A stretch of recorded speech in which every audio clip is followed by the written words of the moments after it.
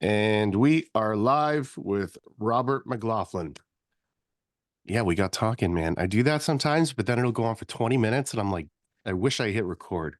Yeah, So I think that's that's, the best way to do it. It's you got to warm up. I got to warm up. Sometimes just so when I'm doing anything, I like to have a warm up. I mean, take some time, get stretched out. I mean, and get to going. That way you can just set it up to knock it down, yes. basically. So you were saying the Moen faucet company, your Yeah, your grandparents were tied into that? grandma, my Grandma. grandmother. So after World War II.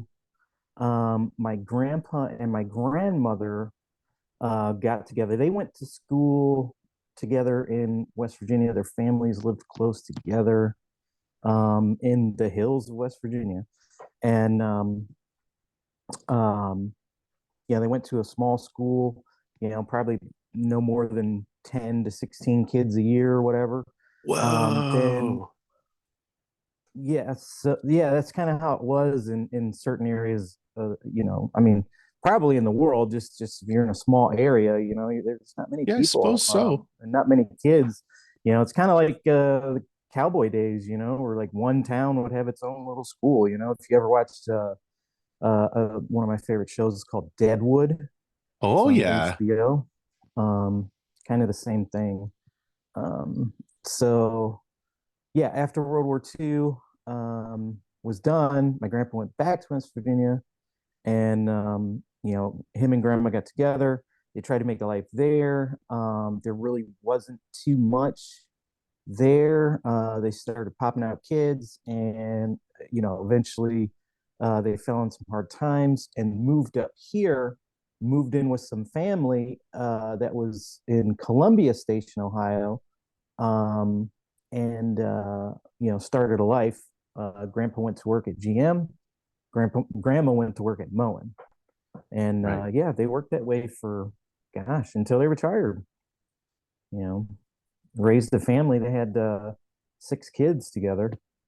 That's wild. Um, That was the way back then. oh yeah, I mean it's much more different than it is now. I mean it was, I mean uh, I guess I don't know. Some people would call that the golden age of modern America. I mean, or modern life. I mean, a lot of people have the same story. They lived in peace for forever, except for when the what was it, the Vietnam War? No, well, they've never lived in peace. Okay, but they really did live in peace, though. Like they really did. Um, Very different definition of peace. yeah, the old lady's talking. She's like, "Now remember your history. There wasn't any peace over there, but Like, and everyone was fucking chill and we all had a good yeah, time. yeah, It's yeah, like, yeah, yeah, okay. yeah, yeah. No, I mean it was, from my understanding, Yeah. it was a very peaceful way to live, and they both worked until they retired. They both retired.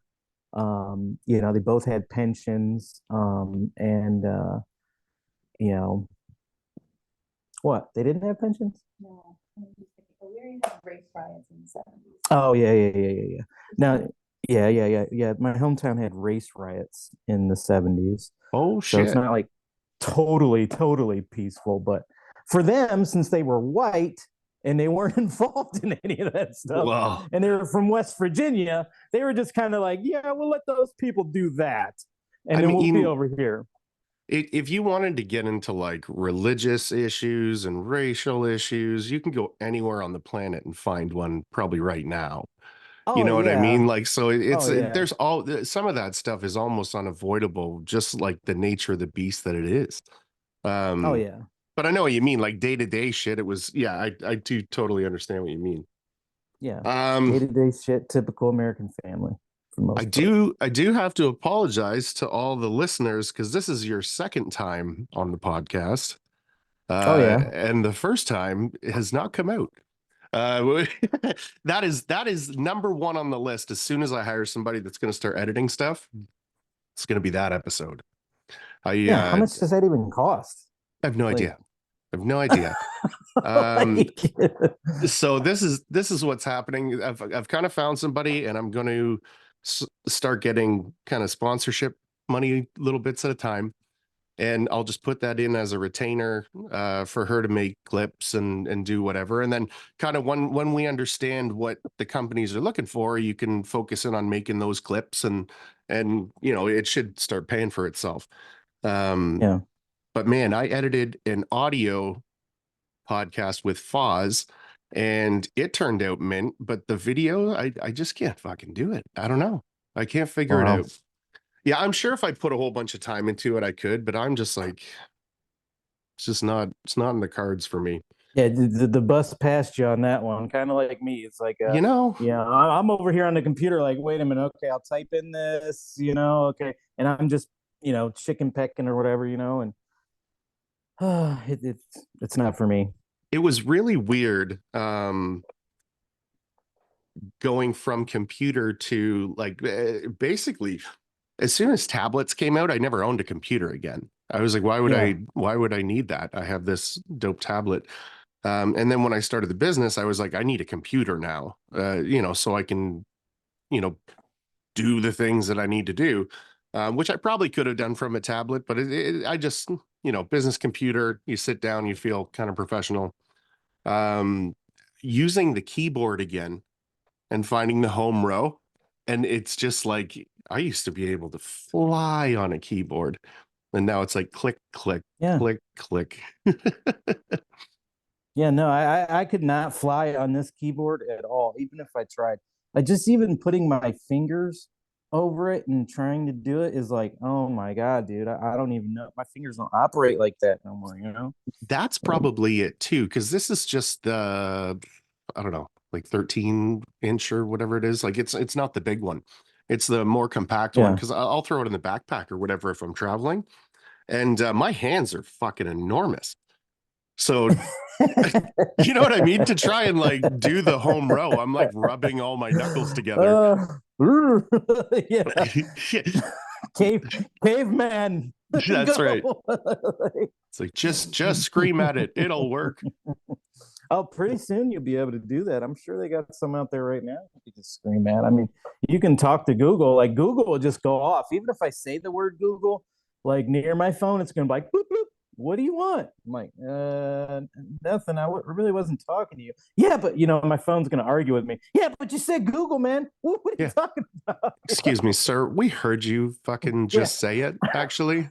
So let's not try lying. We've got it recorded. Yeah, All right, we'll pull it you. up. Jamie, pull it up, and then fucking plays it back to you. Yeah. We really don't appreciate you wasting our time here. Yeah. Yeah, in that case, you definitely know Google's a woman because she don't forget shit. No, that's for sure. That's so funny. If someone on a movie or something says seriously, my Siri will pick that up every once in a while, and then it'll start listening to what the fucking movie's doing. And like if that's on a podcast or something, sometimes it'll kick on and it's like talking over the podcast. I'm like, this thing's fucked. Yeah. Did you ever watch Star Trek or anything like that? I was more of a Star Wars kid. I did watch some Star Trek, but not like enough to be able to like remember episodes. I liked it. It was pretty neat. Yeah. I don't think you could have been able to do Star Wars with the longevity of Star Trek. Like it went on for years and years and years. Like if you really think about it, there's like 9 movies. Oh yeah. You know what I mean? And that's like, and they've already started to stretch it. Yeah, wasn't like there seasons, years of seasons and different iterations? I was going to say Next Generation, another one. There's probably 4 different shows that I can think of, and probably more with the name Star Trek in front of it. Hundreds of hours. Yeah. No, why? What makes you think that? Well, I mean, did you ever think we get to a point nowadays where you can just shout out words to anything and it'll respond like it's just a inanimate object, Like, I mean, you can almost shout at the damn Roomba if you had one, like, hey, Roomba, you missed a spot. go get it. Yeah. You know, like, It's like, it'd be great if you'd wild. stop getting stuck under everything. Yeah. Yeah. Um, Yeah. you know what? Speaking of that kind of stuff, like I remember watching the first Iron Man movie going, it sure would be dope to have a Jarvis, and we all do in our pocket now. Like if you Oh yeah. input what you ate for breakfast, it could tell you if you asked it. I'm sure there's an app for that. I'm guaranteed there is. Oh, for sure. But anyways, typing software, like if you take a look into like people that are blind, they have awesome tech that goes from voice to written um for doing that kind of stuff. Um yeah, I just don't think everybody has it yet. I'm sure, I don't know. Maybe I guess we do. We can download the app. Mm, Yeah. Download the app. it's That's all you need to do. my first coffee in 3 days, and it is Where'd you get delicious. that from? Oh, You texted me and McDonald's. was like, I'm going to go get coffee. And I'm like, okay, yeah, do what you gotta do, man. Yeah. Like, I'm chill. Like, I'm like, we I'm had it set up for like 6, and I'm like, maybe 7. And and it's like, well, I need to go get some coffee. I'm like, I feel you, man. I gotta drink some decaf. When I hit 7, 8 o'clock, I like to have a cup of coffee, but I get kind of yelled at if I have caffeine anymore at that time of night. So get a little wound I up, just do you? I just do the decaf anymore. So it works out. A little Yeah, bit better that way. I'm so congested. You good? Yeah, I'm good now. I got Yeah. a cough button here, Okay. so if I can like, I can cough up whatever I want. I'm getting pretty good with it. Got the cough button. Do I have a cough button, honey? You might have Really? a I mute. don't. Yeah, right. Boom. It's all touchscreen. So There's a mute button on the headphones. Yeah, Do you have your camera on like a articulating head or something that's following you Yeah, I around? think it does. It does. It follows me. It's following me around, dude. Look at this. That's Stop it. really cool. Stop it. The first time I saw it move a little bit, I'm like, oh, your phone's gonna fall. And then I was like, oh, Yeah, your yeah. phone. No, Your what? phone. No, it didn't Yeah. fall. What's going on over there? Is somebody holding the phone? You seem in to have a front of small person holding your phone. Yeah. you? Yeah. Don't forget to feed them every once in a while. Here you go, little buddy. How's work been going, man? Well, everything's a little up in the air. I think everybody's kind of pulled back a lot. At least around this area, except if you work for like the union or you do like production homes. Like I heard an interview with you, I can't remember who it was with. I want to say I can't remember what it was, but if I remember, I'll let you know. But you were like, you're going to be making 30 cents or you're making $2. Yeah. That's what you said, and that's exactly what it is. And you were absolutely correct when you said that. If you pay attention to what you're doing, and if you're interested, like we are, to learn what the market's doing, what kind of avenues do we have for revenue in the future, and try to think of it in a smart way so that you don't make the same mistakes you made before, or you can go further and be able to have success, and so you got to kind of study that. But that's what's going on now. Like there's 2 developments, actually no, there's 3 that are building right around, probably I want to say like 5 minutes away from my house. Really? I'm not working in any of those because I don't work for the broker that has that contract. I don't even know who it is. I mean, I could find out. I could go right up to their office and be like, hey, Yeah, I you guys live got some right houses there. going up. But yeah. Who's doing them? But I know if I did that, I would be making straight up like, Oh yeah. shit wages. So You're not even thinking of clunking heads. It's just not even fucking worth it. Yeah. It's not even worth it, unless I had like a bigger crew and I needed to keep them busy. And I was like, you know what, if I only make $500 a house or whatever, for a month or 2 at a time, it's good. Just go and do it, which I might end up having to do that.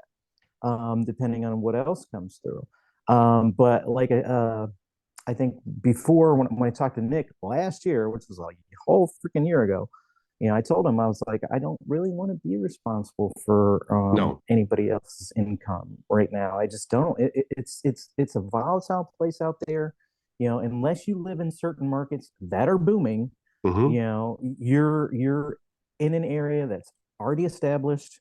That there's companies out there that, especially if they're bigger than you, they will undercut you. Even if you hit that $2, or whatever, $2.30, $2.40, whatever you want to hit, they will beat you out of that job if they need it, because they're on the bid list. They know somebody around the way that's going to be like, hey, there's a big house coming up, close to Cleveland. It's a $50,000 drywall job. Would you like it? And they'll be like, shit, They're going to snap it jump up. at it. Yeah. Yeah, they're going to jump at it. And if I go in there and I'm like, I can afford to do it for this, but I need to make this, I mean, and to be honest, small business has to be more expensive than the bigger business in Yeah. some ways because they don't have the volume. I don't have 4 or 5 different contracts with production builders out there, and I don't have a big crew. It's just me and couple helpers, the kids. My brother started working with me Nice. recently. He was dead in the water, and then a lot of people were dead in the water for close to 2 months, leading up to from Thanksgiving, even before Thanksgiving, all the way up until after Christmas. So that whole block of time right there, there was a lot of people out of work. And it wasn't just around my block too. I've been We noticing, I've been we looking at felt it up Facebook. I'm here. like, yeah, I'm like, Yeah. people are pulling back. Then I started looking at some of the numbers. It was 14.8%, whatever, give or take, like home starts, in America, it was 14.8% less. I mean, that's close enough to a quarter for me, to where it's like, okay, well, might as well count it as 25% because you can't get that accurate numbers, like there's gotta Yeah. be, you know. But that's the way I look at it. Maybe I look at it too much, but I think Ah, it's worth it to be educated on what's going on. that's where my head Um, always is at. When there's money involved and there's like, importance involved with things, like yeah, you can't be too educated on a subject. Like, yeah. if it's your master plan, you really need to be the master of it. Like, and when it comes down to like, because in the future, when you started seeing things trickle in a certain direction, the next time you see that, you're going to know exactly what that means. Right. Oh So yeah, then, you can start, doing whatever you're doing. Now, you've been doing this a long time. I'm saying it to you, but I yeah. mean, You get that Jedi mind sense. that's You get that 100% what it is. Jedi mind Yeah. sense. That's Like, the, hey, like I ain't got no extra phone calls in a while, man. What the heck is going on? Then you start, talking to people, and to be honest with me, Facebook is good on that. I guarantee Instagram would be good on that. It's just I'm not, Instagram savvy. And I think I talked to you about that before in the last mhm. one. It's just like, yeah, I kind of should, do some more content and do this and do that, but life's busy right now, it's like every time I think I got everything handled, there's something else that gets thrown in the way, between work and real life. And, it's just like, my goodness, man, it never stops. So it is what it is. You just got to be, you just, the main thing is just don't just sit there, just do something about it, Even if I've worked, like last year, business wise. So I did subcontracting for a couple of different parties. Mostly it was for a hanger that I met, hanger slash finisher, who has a big contract. And I'm not sure how secure that contract is, but he does contracting through a very big local builder, beautiful homes. And I've probably shared some pictures of some of the work or whatever, but very good homes, not many, 4, 5, 6, 7, maybe a year tops. So I need like probably 2 more of those. And I'm always saying that, right? Like I need 2 more builders, but it's just about the time to uh get in there and just make it work. It takes a lot of time to do that sometimes, Well, especially when you're breaking ground, on stuff that somebody's already got in there, they're already established. So it's like either you're going to cut their throat or and that's not worth it neither. no, and I mean, best case scenario, you do find a couple of builders like that, and then they both have a job at the same time. What the fuck are you gonna do? Right? You're gonna let somebody down, and they're not gonna fucking call you back. Like so it kind of is what it is. Yep. Yeah. That kind of stuff's crazy. Yeah, man. When we were feeling it out here, they were like torching townhouse developments and stuff, because I think what it sounded like to dude, like you would have like 4 and 5 runs Jesus. on fire. And Wow. what it sounded like was union gets slow. And then the guys that are used to making whatever 35 cents or 45 cents or whatever they're making, they don't take into account all the other things that they're making, right? So like your wage is not 35 or 45 cents. It's like, 60, whatever it is, because you've got contributions and you've got like all these other things that you're doing. So they come into the market when they're slow at fuck all, because that's what they're used to their take home being. And they just undercut everybody. And then when the builders take that, the guys that usually work for these guys, like some of these guys are working their balls off for you all year. And then the first chance to undercut them, you fucking do it. It's, I was kind of worried there for a minute of like, what is going to happen here? Cause, we're getting a lot more foreign workers into, kind of in and around where we are.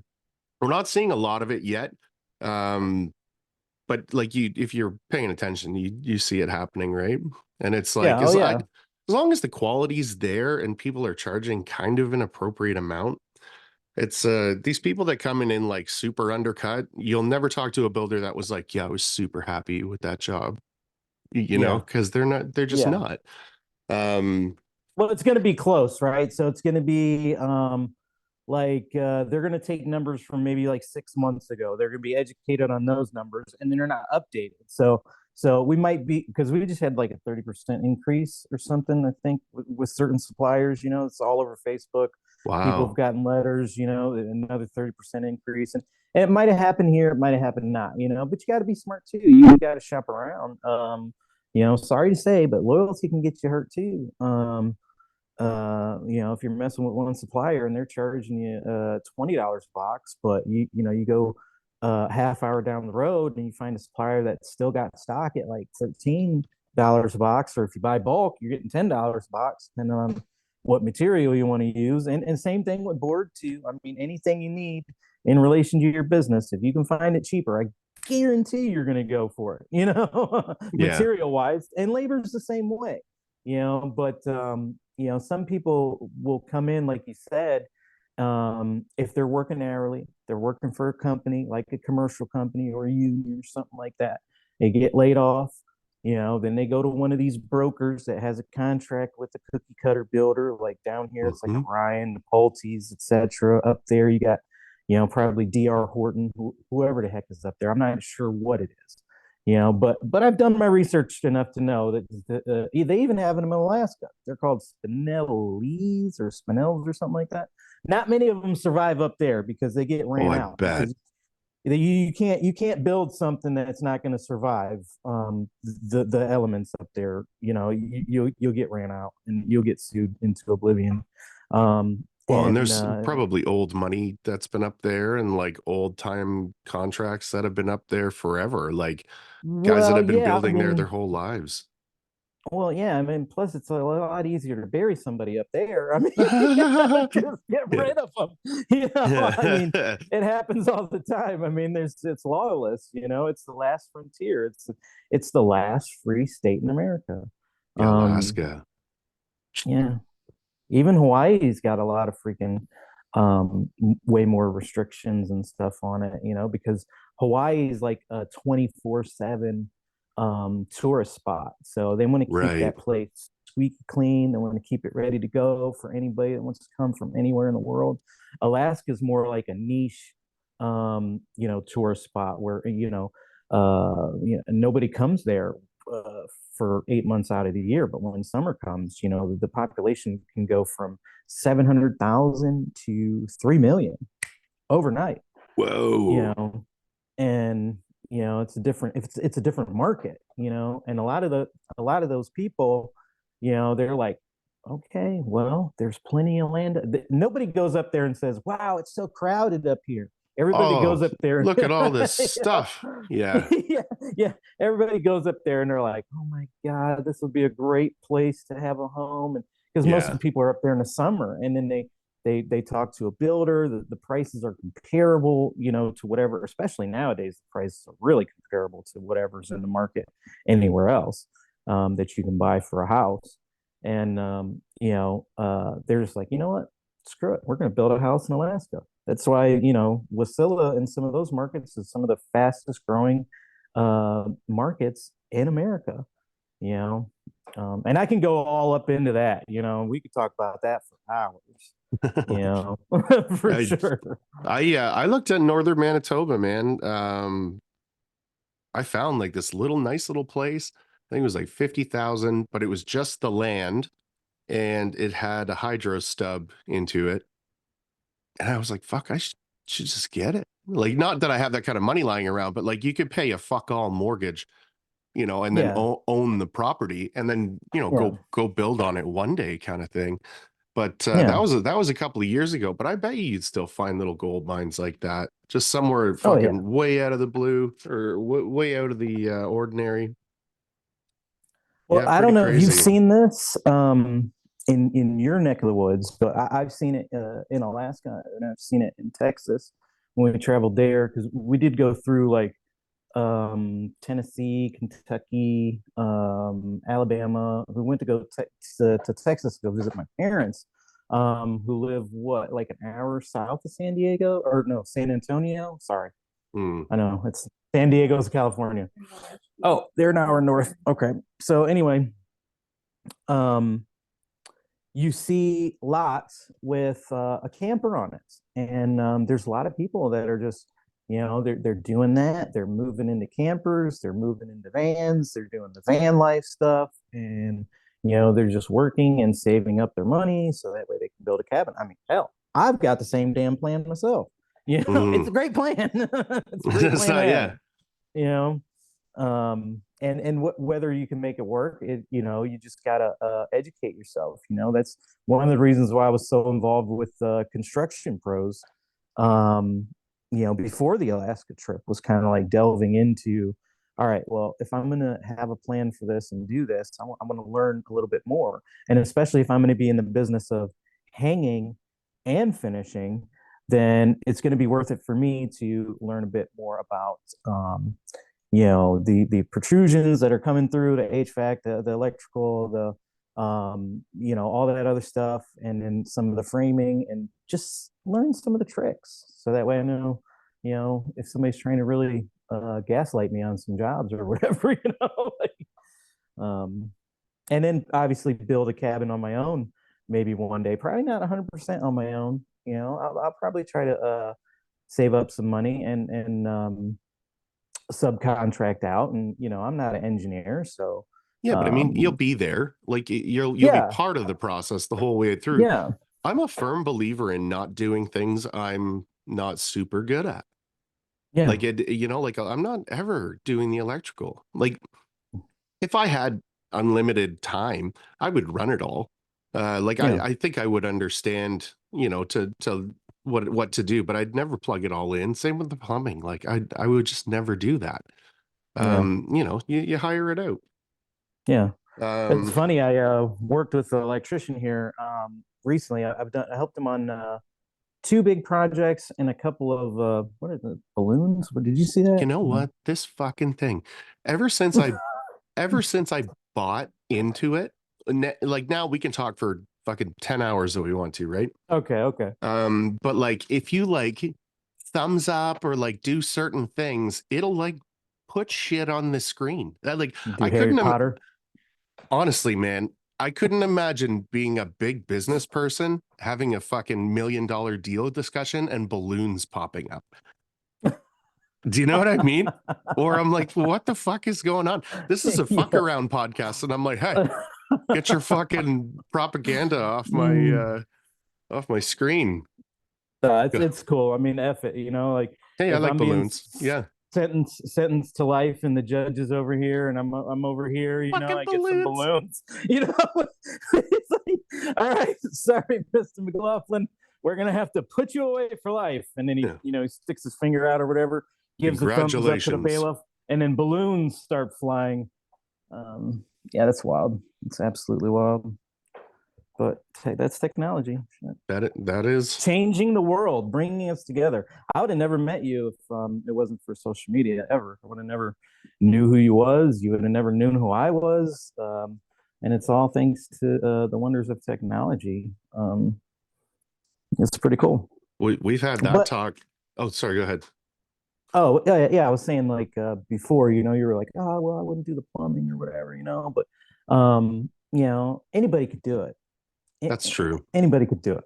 I mean, it's not, let's face it, like we all love the trades. We most of us, nowadays love what we do. And the only thing separating us from other trades is just a little bit of knowledge, a little bit of, a little bit of experience, and it doesn't take much, to get that, it's just being around the right people and having the right people coach you and having somebody a phone call away or maybe a post away, or maybe a video away from helping you, and boom, you're an expert or pro. Yeah. Close Yeah. enough. I mean, finishing is not really like that, but boarding and framing is, where it's like you do it for a month, you've pretty well got it figured out until Yeah. something goes wrong. Right? Yeah, That buffer period of like what to do when something goes wrong is like a 6-year gap. But what I mean by that is, like, if somebody gave me like a checklist of, this is how to do plumbing, and I just had all the time in the world, I'm very good at following instructions. Yeah, so I guess you're right, but again, if you run into a headache, that's the thing that's going to kill you, right? That's where you need that experience. Oy vey. Yeah. I don't know. I probably within 4 years from when I started, I probably had seen or thought I'd seen everything. Yeah. But I still haven't, and I'm just a finisher. That's it. I mean, I can call myself a hanger. I can call myself a framer if I'm on a job that requires me to do stuff like that. But really, most of my knowledge is in finishing, and that's where I'd like to stay.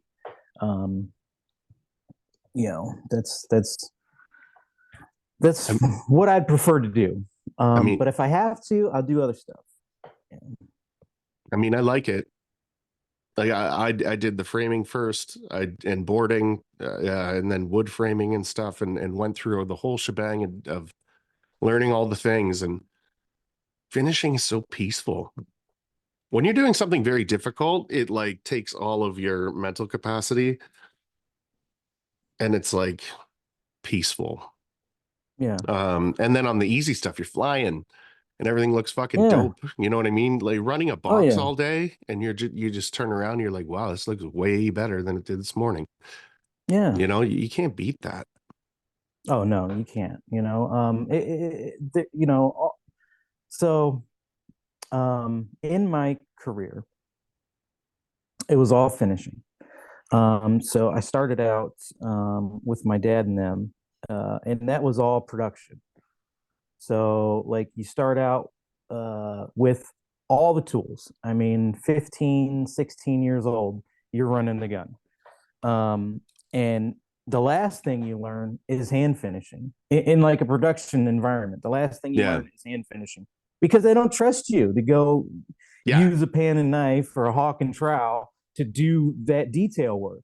So the first thing you learn is how to do all the cleaning, all the loading, and sanding, and all the grunt work. I was a gopher for 2 years. When I first started. But the last thing you learn is going to be hand finishing. But once you get everything down, you're like, dang man, like I know everything. And then you get put on a remodel job. And And you're you're like, like, oh oh, no. I don't know shit. Yeah. you know, oh God. Yeah. The first time Uh, I like had old to new and then had to like just build that fucking hump out for it to be yeah. somewhat flat before you do anything with it. I was like, this is fucking nuts. But I mean, I think that's the difference between somebody that's doing a really good job and somebody that's not doing a really good job. Like it's figure it out. Yeah. Tomahawks Experience. made the whole thing way easier. Yeah, like I say tomahawks because of Columbia, but I mean skimming blades. Because you can put 32 inches against that wall. Be like, I know exactly where this needs to be filled because it's all these fucking gaps right here, Yeah. and then you skim it out. Like Nate's got a 48 inch, and he uses it. Damn. When he's doing ceilings and shit, he like over skims like you wouldn't believe, but everything's flat, like to the touch. It's whenever you see him come onto site, he's rubbing the walls. And when he's like, you know what I mean? He's like, you can see his yeah, eyes, and he's yeah. like just fucking X-ray vision with his hand. Like But Mr. Miyagi with the walls and literally, shit, it like is stand fucking ups. hilarious. The first time I saw it, I was like, this fucking guy. Look at this, Yeah. right? And then, Yeah. after working with him for a while, because you go over and do the same thing, you're like, oh yeah, I could feel that. It's a little fucking weird. Then you come back and it's like, now she's smooth. Very cool. Yeah, Um, remodels are fucking. Tomahawks, I've only used one time. For something like I don't really use it on the butt joints. If I need to do butt joints on the ceiling, um, I'll box them out. Yeah. And then what I do is I'll cross off, which you've probably gotten to the point where you're crossing off now more instead of, or maybe at some point you guys are crossing off. I'm not sure like what, like what your guys' system is, but everybody's got a system, like my strength with finishing is I've been with it so long. I've gotten fired from so many jobs and worked for so many people that I've been forced to adapt to their styles. Every time, I swear to God, I had 8 jobs one year. And I worked for 8 different crews.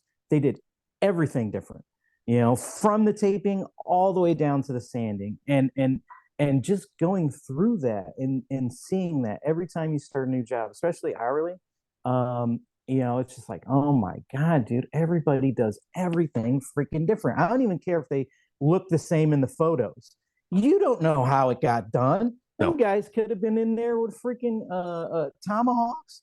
I mean, nowadays it could be in their tomahawks, but back in the day they could have done it all with pans and knives, and it would have came out exactly the same. You might not get those super crisp lines like with the boxes or whatever, but nobody sees you that you'd though. never you'd Once it's never painted. know.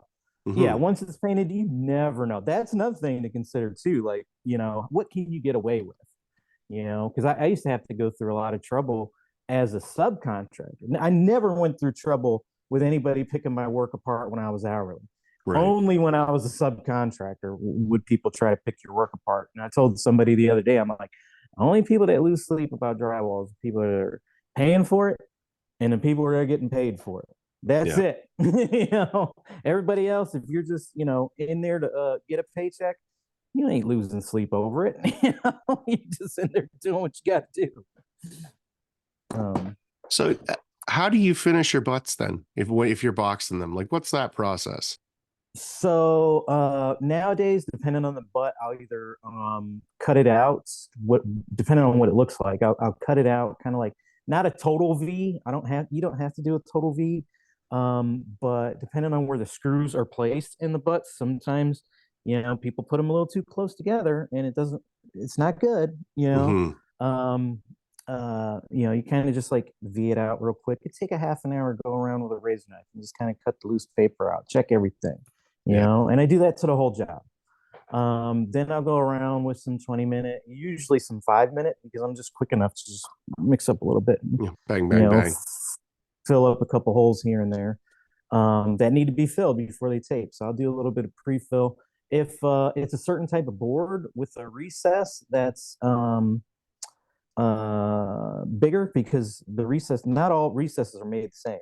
So I'll go around and pre-fill everything if I have to, if the recesses are big Mhm. and the gaps are huge.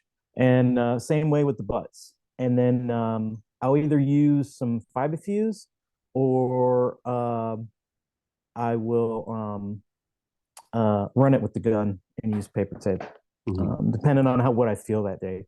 You know, if it's a small job, I might just go through and fiberfuse them real quick after I pre-fill, and then if it's a bigger job, I'll just grab the gun and load it up and go.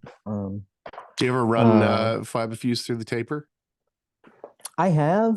I don't recommend it to anybody because of the fibers that come This is off of it. fucking Because it's, yeah. yeah, you don't even notice it until you start. Oh shit, you Well, know, and you're fucking uh, a little bit I itchy, you know. You're like, damn, bro, where'd this stuff come from, you know? And it's just, you know, as the tape's running through, you know, not only when you cut it, you know, you got the fibers coming off. Most of those might get caught in the mud, but when it's going through, yeah. it's just brushing off some of it, you know, and you're just like, man, this is a little bit more toxic than paper tape, you Yeah. know. Better to do Yeah. it by hand if you need to, you know. I do full mask and gloves if I'm running it, and I've kind of just stopped doing it. I didn't Yeah, mind it when I was working on my own because it's like, I'll make this whole fucking place fiberglass if I want to. yeah, But yeah, yeah. if No big deal. you've got other people on site though, it's like, some people don't wear masks. They just don't want to do it. No, Like Chad does not wear masks. I'm like, yeah, dude, what the fuck? And he breathes better than I do. It's it's crazy, but running fiber fuse through a taper like that, it's you're eating that fiberglass. oh yeah. Um, but I like it. It's faster. I think I'm going to get into using fiber fuse max on my butts. Um, Yeah, I mean, I've had a lot of success here lately on the smaller jobs with using the lightweight taping mud. I don't know if you guys have lightweight taping mud, but it's feather light. okay. It's not like freaking regular green lid or USG. You know, that stuff's great. You know, I love it. The even the Pro form, and you know, I'm mainly a subcontractor, so like I never really have to buy a lot of my own materials except for Yeah. specialty products, you know, that I want to use. You know, like if I want to use Fiber Fuse Max, I gotta go buy it. You Yeah, know, could I they don't give charge a it? fuck that you want to use it. You're Yeah, more than welcome to go get it. yeah, you're more than welcome, you know. And then I'll just stock up on the paper tape. You know, if I buy a roll, I'm taking a roll. You know, basically like that. Um, but what was I saying? Um, butt joints. We're talking about the Mhm. butt joints. Yep. Like, how do you finish them? You know, so pre-fill if they need it. Either use the fiber fuse, run the gun. You know, make them flat on the tape coat, and then what I'll do is I'll run. My first coat is my worst coat. All right. So I'm not the guy that's going in and being like, man, my first coat's going to be so good. I only have to do 2 coats. You know, I tell a lot of people, like, I can do 3 coats faster than you could do 2, probably. Um, give or take, you know what I'm saying? Like, I do tend to take a little bit longer on my jobs just because I'm a little bit more anal, a little bit more thorough than Yeah, most but that's people. good. That's a good thing. Um, and sometimes it works out, sometimes don't. Being Um, fast and rushing are very different things. well, you want to be, yeah, you're totally right. You want to be efficient. All Hmm. right. You don't want to waste a lot of time. You want to get through a project, get paid, move on to the next one. But like with the butt joints, I kind of adapted my butt joints to where I always do them 3 coats. So I'll box them out with the 10, or if I got the 12 with me, usually when I'm taping, I usually have the 10 box with me, the 12 sitting at home. And then when I'm coating, I break out the 12. So I'll just box them real quick with 10 on each side of the tape or wherever it needs it. You know, if I'm really being particular and I'm like, dang, that one was bad. I better, just run this one side first, and then maybe I'll Yes. come back and run, the other side later. But I'll run the 10s, then the 12s again, and then I'll roll coat it or hand coat it, at that point. And I'm telling you right now, I mean, if you're new, and you do it the way that I do it, it's a never fail. You'll never fail at it. And I don't care if you want to roll coat it, you want to hand coat it, you want to use a tomahawk, whatever you want to use, you're going to have success that way. Dust down a little bit though, dust down a little bit, or use a knife on a pole and kind of like wipe down a little bit if you have to. I don't have to. Hmm. But some people do. Some people only got enough strength to run that box once over what they're running it over, and it's just like, I don't really feel like going down it like I do, because I'll go down it twice if I have to. I'll go down Hmm. one way this way, come back the other way, Yeah. especially on the ceilings. Walls, a different story. Walls is just finisher's choice. Whatever I feel like doing, it's going to come out right. It'll be fine. Yeah. Um, I kind of like ceilings. I got that nice long pole from Columbia, and I love doing ceilings now. Like I'm tall, I'm big enough to push on it, and with the appropriate handle, it's like I feel like you got both eyes on it, as opposed to when you're on the wall, you're kind yeah. of, where am I going? What's next kind of thing. With the ceiling, I feel like I'm a little more focused. Like you can make it real pretty if you want. Um, Oh yeah. yeah, it's just zoomed in. I've done butts a million ways, but I mean, I was really focused on figuring out how to do it with just the boxes. Yeah. Um, and I thought I got pretty good at it. And then the more I started working with other guys that weren't boxing their beads, doing 2 box runs and then having someone skim it, I think that's the money, man. Well, Because like boxing the butts. Mhm. You said boxing the beads. Oh, but So I'm sorry, dude. Yeah. well, that's a whole nother topic, but we can I'm get into still that on I'm next still if you on want cough to. medicine a little bit. Yeah. Uh, Definitely. I think the technique is good. And I've just watched your stories just a little bit here and there, just try to mhm. keep track. I don't do a very good job of keeping in touch with a lot of people on Facebook anymore, just because I'm like, hey man, I'm so busy with life and everything. Yeah, but that's good, dude. Um, yeah, no, it's not bad. It's not bad. Yeah, I know what you mean though. But yeah. But like on the other thing, boxing the butts, like if you really wanted to, and I used to do this on the production homes because they used to want them done in 5 days. Right? Wow. That's it. That's it. That's all you get.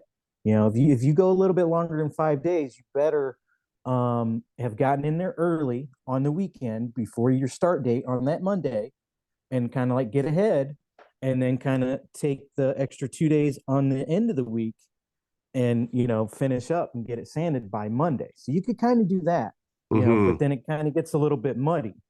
But what I used to do was I used to do 3 coats, um, and 10 on the butts, then 10 on the flats.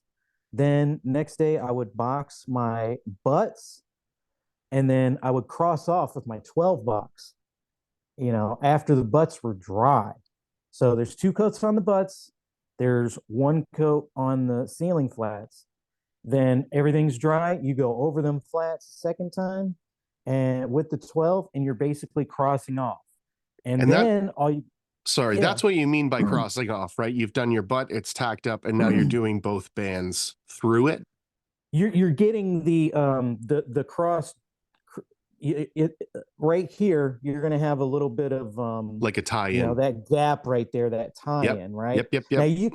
you can have a guy on stilts crossing off like a little bit after your box guy. Like if you're doing production, you got the manpower. You can do that. You can do whatever you want. You can go in and hand finish a whole house faster than I can do it, Right. if you got the manpower. But if you don't, and you're relying on tools to replace your manpower, and then speed yourself up to be like production, then there's plenty of tricks to make it work. Yeah. Crossing off with the boxes, man, it works. You've probably seen a couple of pictures or videos where they've run the 10 box 3 times on their butt joints.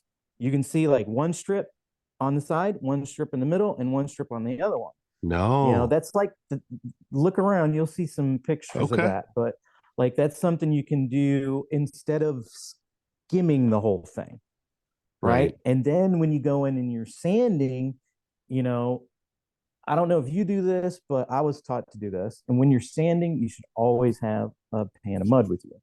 Okay. And when you're finishing up a project, if you need to cross something off, a hard edge, you see something that's a hard edge, maybe on the side of an angle or something, or on a flat or whatever, and it just happens, right? Just a hard edge, you're like, man, I can sand this off. I can sit here and grind, or I could strike it, Yeah. Just just like you would swipe a nail and just yeah. pull it tight, and it's good to go. Once they paint it, they'll never see it. Yeah. In 90% of the cases. Now, you got a lot of natural light shining in or something like that. Hey, do what you got to do. But in most cases, you can make it work. There's tons of ways to skin the cat on that, and guaranteed, I know them all. Yeah. Yeah. Okay. So when you're walking around, like I keep a 3 and a 4 on me basically the whole time that I'm finishing. Okay. For I've just gotten accustomed to having them, I guess. Yeah. And so Let like me what? ask you this. Do you have a lot of doorways that are already installed, like metal doors? No. So what No. do you use the 3 and the 4 for? Um, the 3, I just like the size of it, and Okay. I like to pick my 3 ways as soon as the tape goes on with it. It keeps it nice and Gotcha. small. And then I started doing heavier with the 3, and you know how it leaves that little line? You bring the 4 back Yeah. and hit it again, and then you don't have to wipe No, it yeah. off, right? Yeah. And then the 4 I clean the box with. Okay. So the So 3 turns. you kind of got a little bit of mud coming out the box on the face of it, like it's coming Yeah, out and then here and then it into the starts laying bucket. right here, and you're like, scrape it off, throw it in the bucket. Yeah. Yeah. Yeah, you need some type of knife on you at all times. I would definitely recommend anybody do that. Me, it's usually, depending on what I'm doing, it's a 5 or a 6. Yeah, I see. I I, wondered I that. don't use a 4 a lot, but I keep everything. I have 2 different bags. Um I have one bag I like to keep in the car, and then I just loaded up another bag here because if you have multiple jobs going, you need Yep. at least your basic tools on one job, and you need your basic tools on the other job, because if you're like me, I got a bad memory. You're going to Oh forget the yeah. damn tools over at one job, and you've got another site going. You need to be over there. And I try to keep it down to one job, but I at this Never point, happens. after this, yeah, it never happens. Especially after this winter. Like, I'm just like, you know what? I don't care what anybody says. Anybody can scold me on it or whatever. But if I have the opportunity to do more work and not be rushed on any, like, not be unreasonably rushed on any type of schedule, then I'm just gonna run multiple jobs if I have to. It's all So, good. so I used to pride myself on the fact that I would take like a 10%, put you in the calendar, right? And then Yeah. I will fucking be there the day that we say so. And I'll be a little early if I need to, right? And I'm there the whole time. Like I liked that. I will dedicate myself to one job, get it done, because the first couple of years I had like 4 on the go. And you're just like Yeah. working and working and working. And then the beginning of this year, we got fucked around on a site that was supposed to start, but then they weren't ready. And then we left and they called us back and they still fucking weren't ready. And but I mean, that's 2 full weeks out of a schedule now that I've just thrown in the water. And I was like, I'm not fucking doing that anymore. I'm just going to quote everything appropriately, and everything that comes in, I'm going to figure it out. Yeah. There's enough guys here that we talk to. If we get overwhelmed with work, there's lots of guys to work. Yeah, I mean, especially nowadays. I mean, you can network with anybody you can. I did that just recently here. I mean, I had a little addition to do, and it was a new person that I met off of Facebook. Never Nice. worked for them before, and through the groups, the drywall groups, which was awesome. But put me on a job. We actually ran into a problem because the homeowner wanted to put me on the job and have me do the whole job, and I kind of had to step back a little bit Hmm. because I was helping them out hourly. I wasn't getting paid footage, so I wasn't gonna dedicate my whole entire schedule for the next 2 weeks to this because I had something else to start like the following Wednesday or something like that. So I'm like, Hmm. listen, you guys got to do what you guys got to do to get this job done. I'm gonna help out, up to this point, and then I got to pull off, and I got to go take care of this other customer, and that's the deal. And it left a bad taste in the homeowner's mouth because here I show up and they're happy with my work and what I do, and then in comes behind me, the hourly crew, the normal hourly crew, Yeah. uh, and they're just doing their thing, and I'm just like, whew, yeah, okay, I'm gonna have to go. Yeah, you know, I felt they're bad, but if the homeowner would have talked to me beforehand, homeowner slash contractor would have been able to get connected with me beforehand. We could have figured it out. Mhm. But it was one of those things where it's like, all right, well, I have something scheduled. I need to have some busy work to do until it's ready. Let's go. And you just run into problems like that with scheduling all the time. Um, Yeah, and when you're not being paid full rate, it's really hard to turn down. I have a start date for a full rate job. Like I was yeah, doing a kitchen one time that went way long. Like we opened up walls and it was just like, what the fuck is going on here? Like we had pipes outside of walls, and like it turned into a big thing. The budget wasn't there, so we just like I just like went ahead and did it. Um, I think I booked for something like I quoted for like 30 hours and I stopped counting at 100. Like yeah, yeah, it was a yeah. big one. That's enough charity for this year. Yeah, and I had a Douglas fir pergola job that was going to be a 3-day job coming up, and I just said, listen, I've got to go do that, and I've got to recoup a little bit here, and I will be back in 4 days, kind of thing. And there was a little bit of a pushback, and um, the entirety of the profit of this job that was going to happen is going to be done in 3 days. Doing a pergola because it's custom. You're working for a designer. It's like um, and the people just have to understand that it's now. But that goes Yeah, back to you never want to have a bunch of jobs on the plate because you don't want to um, get to be known as the person that goes where the yeah, money is. Loyalty is a big yeah. thing too, but Well, you don't want to um, waste people's time neither, and that's a that's what big they come thing. Yeah. that's what they come back around to is like, hey, like I've had and I see it all the time on posts on local groups, because there's different we call them counties, but there's different cities around too, and I'm on part of all of them. Just kind of see what's going on. If somebody offers a job somewhere, I'll just be like, hey, either I can help you or not. Usually I start with what's your budget, but Yeah. I mean, I'm a hustler. That's what I have to do to make money. I go around and get jobs, and if I don't have any jobs, then I start making phone calls. I start calling Totally. people I know.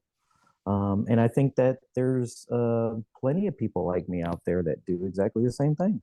And you don't want to get a super bad reputation, but you don't really want to waste your time. And you have to be honest with people and try not to waste their time either. Um, um, Yeah, and that sometimes everybody's wasting each other's time, and it's just like, okay, well, eventually we're gonna get the ball rolling, and it's gonna be all right, as long as you have the experience and you know what you're doing, you can kind of make it work. you know the funny part about that, everybody wasting each other's time, like typically for me, that looks like somebody's got a job that sucks, so everybody is over quoting it because nobody wants to do it. And then some new guy comes in and he's like, you know what? I'm going to quote 1.5 times my regular rate and I'm going to make it on this one. And we have a big buffer. And then because everybody else has skyrocketed the fucking quotes, that new guy's just like, I'm fucking rich. Fallen. Which I mean, sometimes that, Brad Hanna was on. And actually, I don't know if we said this on the podcast or not. He came over, we talked for like 7 hours. It was crazy. Oh, wow. But he says it really only takes one real site to change your finishing career. Like the one that you made a bunch of profit on, you got to buy new tools, or it made your reputation, or Yeah. like you proved it to yourself, whatever that is. It Yeah, you really got only hurt. takes You that. won $1 million. 100%. You fell down the faulty elevator shaft. Mm. Got spinners on the wheelchair.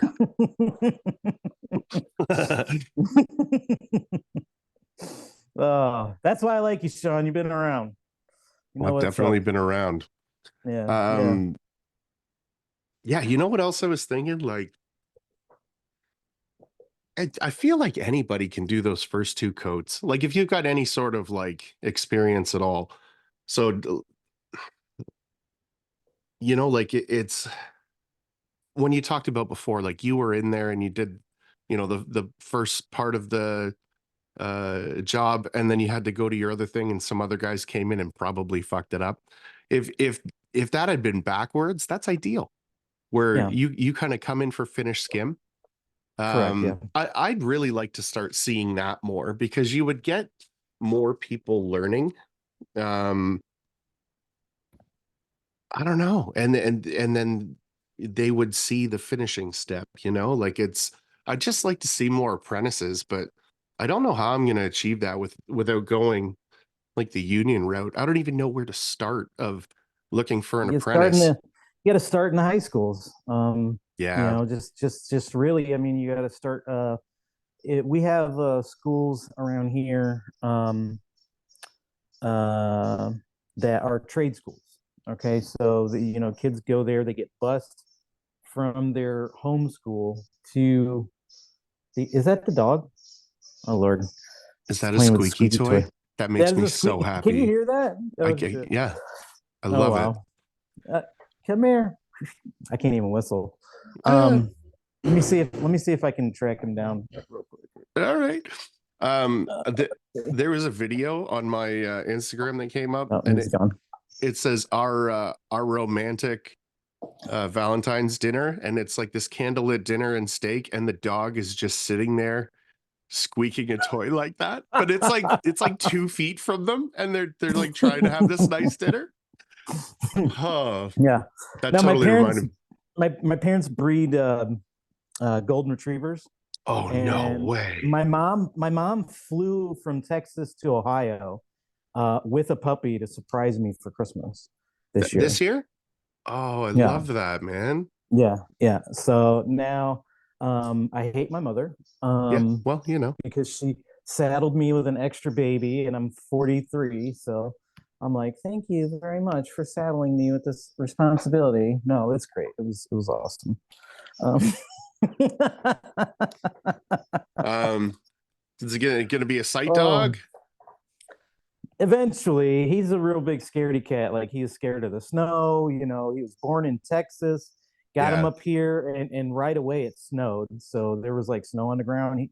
He didn't even want to be outside at all. And I'm just like, you'll get used to it. Now he's used to it, but Yeah.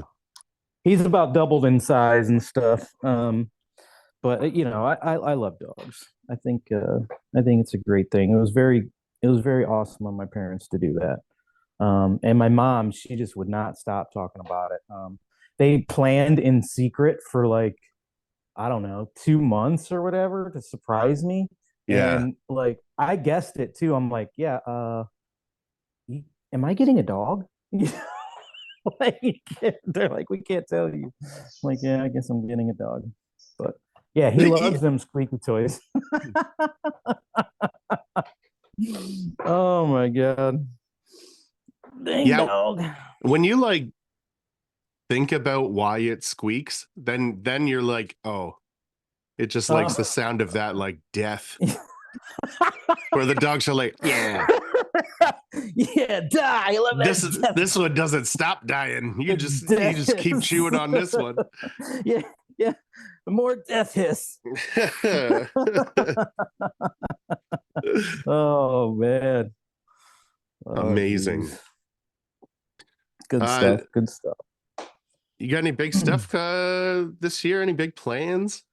Not really. I'm just gonna go with the flow Good for you, because man. it's an election year. Nobody knows what's gonna happen. Oh I watch yeah. YouTube videos on people. They're like, and I've been watching it for the past 7 years. I mean, yeah, I've been legit in business on my own for 7 years, and we restarted the business when I came back. I changed it to a sole proprietorship, and it's a little bit different. So instead of like trying to do W-2s and stuff, like if I hire help now, it's all 1099.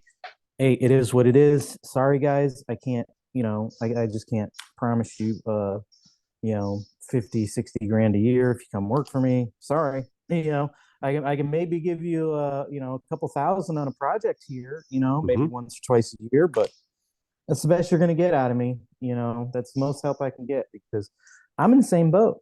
I'm hustling out there, competing with bigger companies, uh, trying to win work, and luckily, I have pretty good reputation enough that people trust me to do the work. I'm just picking up a lot of money that just people leave on the table. I mean, and luckily there is a trade shortage because if not, then there'd be a lot of people that weren't be able to you know do any work. They'd be stuck. And I don't really want to go hourly, but I will. Luckily, I do have a couple people that I can go, and if I end up in the ditch, I can just go and pick up some work hourly. But if I don't really have to, I'm not going to do that. No, it's But I try to help too. Like if somebody really comes at me and they're like, "Hey, Robert, dude, I really need help. Can you help me out?" Whether it's okay, well, I've got a little project.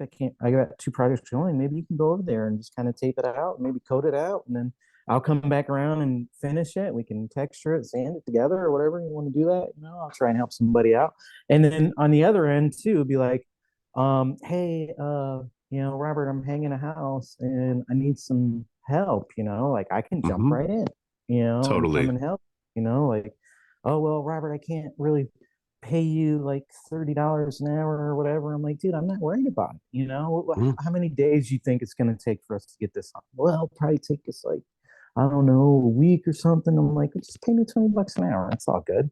I'm Mhm. not gonna freaking rape you, but I'm not gonna, kill myself for nothing because certain people, like, I know what I'm gonna get when I'm working with them. Like Totally. I know it'd be worth it for me to go work with you. Um, if I'm slow for like 3 or 4 days, help you hang this project and make $20 an hour, as opposed to go make $40 an hour working for these other guys, these other assholes that are gonna fucking rib me all day or and ride my ass about every little thing. You know, Yeah. I mean, pick and choose your poison there. I mean, I love the fact that I'm doing that more this year where I'm working with other guys. Things get slow, you work with them. Things get busy, they come work with you. Like Yeah, when I get big prints now, like I send them around to a couple of people. Like, hey, you got any interest in this? Because it's like it's an undertaking for one person, and I'm still good to do it. But it's like, do you guys want to yeah, hang out and do this? yeah, Because that like the condo, for instance, right? It would have taken another probably two days, um, but instead of doing that, I was able to hang out with Nate all week. Like that was yeah. fucking dope. Like the Heck yeah. the 3-hour drive every day, had there was somebody in the Oh my car, God. you were hanging out. Like, it was just a wonderful time working with your buddies. It's and as long as the work is consistent, like it's coming in, I would so much rather work with my friends. It's yeah, I was stuck on working by myself because and I didn't want to hire anybody. But that, like, everybody has their own business and we all invoice and everything's legit. Like, what the fuck does it matter? Yeah, Doesn't just matter. I mean, work with your buddies, have a 1099, good time. yeah, you just report what your income is at the end of the year. I had a guy text me here recently. I paid him somewhere around I don't know, 8,000 something last year. You know, he came help me out on a couple projects. Then after that, he moved on um, to something else. He was you know, looking into factory work, and then he ended up back working for like a builder, kind of doing their like repairs and stuff, which is great. You know, I'm never going to Hmm. fault anybody for doing whatever they think is best for their family. I mean, I think that's just the innate respect you should have for your fellow man. Totally. But so he texts me. He's like, "Yeah, I'm expecting a 1099 for you from you and stuff like that." I'm like, "Okay, yeah, let's get that taken care of," you know. And my brother was out of work for about 2 months. He quit a job. He was working with my other brother, and they were working for a contractor. My oldest brother was working for my other brother hourly.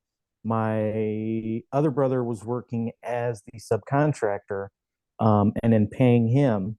And he was totally paying him illegally. He was taking telling him he was taking the taxes out, and he was just taking, you know, a certain percentage out, you know, and its water start to get muddy. And I'm like, listen, man, all he's got to do is just pay you, you know, this rate, and then just 1099 you. That's all he's got to do. You know, why Yeah. doesn't he just do that? And you know, they had arguments about money. You know, my brother missed a couple payments, started getting behind, you know. Then all of a sudden, you know, my other brother's like 3,000, 4,000 that he didn't get paid. And you know, he quits the job, works directly for the contractor.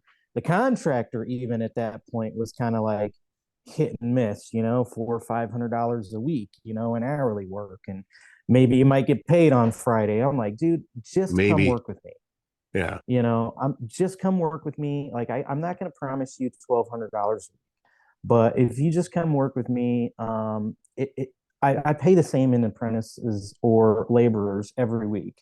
So, you know, as long as you're there within that range, and you know, we're getting jobs done, no reason to go work anywhere else.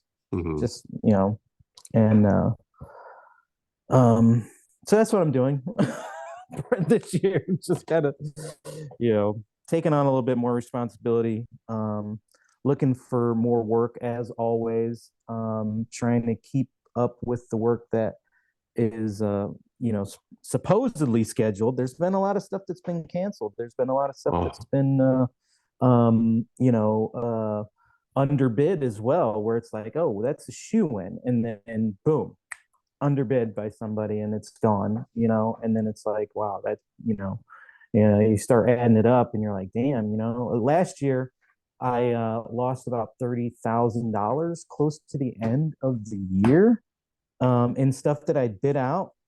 This year, same exact thing in the same time frame. So I'm just going to expect it every year from now. Cough button. oh yeah, lucky. So, but I think it's getting more seasonal now too. You know, unless you end up in something that's downtown or in the city, or you end up in a big custom house somewhere that's already scheduled. The winters are going to be slow. Um, for everybody, depending on what you're doing. You know, hourly work, you can always jump on that, you know, Yeah. whenever you want. My only But issue with hourly work is somebody thinks they're your boss, yeah, and yeah, that person typically doesn't know how to do your job as good as you do. They know how to manage people, quote unquote, and a lot of people don't yeah, know how to do that. And it's yeah. like, you know, it's those people that stop me from doing it. Because I'm going to do the same fucking job, whatever. Like, I'm not going to do any Yeah. better or worse depending on what the pay structure is. Like, I'm just going to do it the way I do it. Yeah, I wouldn't want to deal with the trolls neither, Oh, like fuck, man. And they're like, you honestly better trolls. wake They're up just early, be here at yeah, 7. Fuck off. yeah. Like, listen, like I'll be there at 7 if I really have to. Yeah. But I'm not gonna lie to you and be dishonest and be like, look, I'm not gonna always be there at 7. I may be Yeah. late. Something might happen. There's a life connected to this body that you Yeah. see, like Oh, and I might be there at fucking 6 every day if I choose to be, but that's my yeah. decision. Yeah. Yeah. Yeah, I don't like that whole people trying to control too much. And, Oh, and it's and crazy.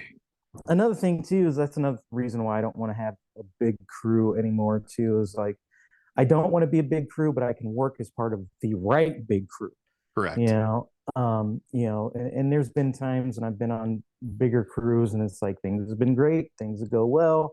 And it always seems to be the ones that are paying like the prevailing wage or something like that. Everybody's getting paid right. Everybody's a lot happier. They're a lot more apt to deal with some of the BS, but then you end up with some of them projects where it's like, oh, all we can do is like 27, 28 an hour. I'm like, bro, you can't even hit 30? Like, Yeah. you really, no wonder you're getting bottom of the barrel help. It's taking you twice as long, work with people. Well, and I mean, that's the whole thing. If you've got a crew of 7 guys that you're paying $27 an hour, I would just assume have a crew of 5 guys being paid appropriately and tell them that's the case. Like, Yeah. listen, man, I'm going to pay you appropriately and I'm going to demand excellence out of that. Let me know what that number is and then come to a little bit of a better understanding than like, this is fucking next to, check to check money. Like some people need that just to survive, right? And so Yeah. what, Oh, you're yeah. just gonna dangle it for the rest of their lives is crazy. I don't know. Now that I've been out there on my own, understanding the amount of money that was made on my back, which is quite sore these days. That's quite a In substantial amount, It's a probably. fucking chunk of money. I'll A tell little you bit more that. than what it costs to do that wall back there, I would imagine. No way. Did you see this before? I fucking I, love I this. did a little bit. I did. I Yeah. was like, yeah, that's pretty slick. What was that one called? Like, is that the special name or That is the Sean fuck around special. Sean fuck around special? So Look out! watch out. Watch out now. The Galtiero went on first, real hilly, and then What do you we mean came by hilly? like Because you're I leaving. haven't done it before, but like you're kind of more the pro on doing that than I would be. But I guarantee I'd pick it up quick. Oh, you would overnight. You would figure this out. Be ready to go. Yeah. So your first coat goes on, and you're leaving real heavy. First of all, it's a real heavy coat. Just to You pull, just putting the mud on. And then you keep exactly putting the like mud on and keep putting the mud on, keep putting the mud on, yeah. Like I mean, oh, I think we froze you. pooping it up there. Like, you ever seen that video where it's throwing them up there on the freaking The wall? guy's fucking just throwing it. You've seen that video? Yeah. And I'm like, these guys are fucking nuts. But literally, you get a hawk, you dump that hawk on the wall, and then you just kind of Yeah. pull it, right? Keep pulling it. Yeah. You want to make sure that your lap lines, like your dry lines, if you will, are erratic. Yeah.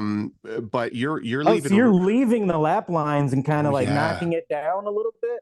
So you'll let it set a little bit and then kind of knock it down once you get the mud on, or no? No, so You're leaving it. You're leaving it like that, and then your second coat comes in as a skim and makes it flat. And where all those lines are is what starts to give you the depth in the colors. So this one's 2 different colors, so it's different.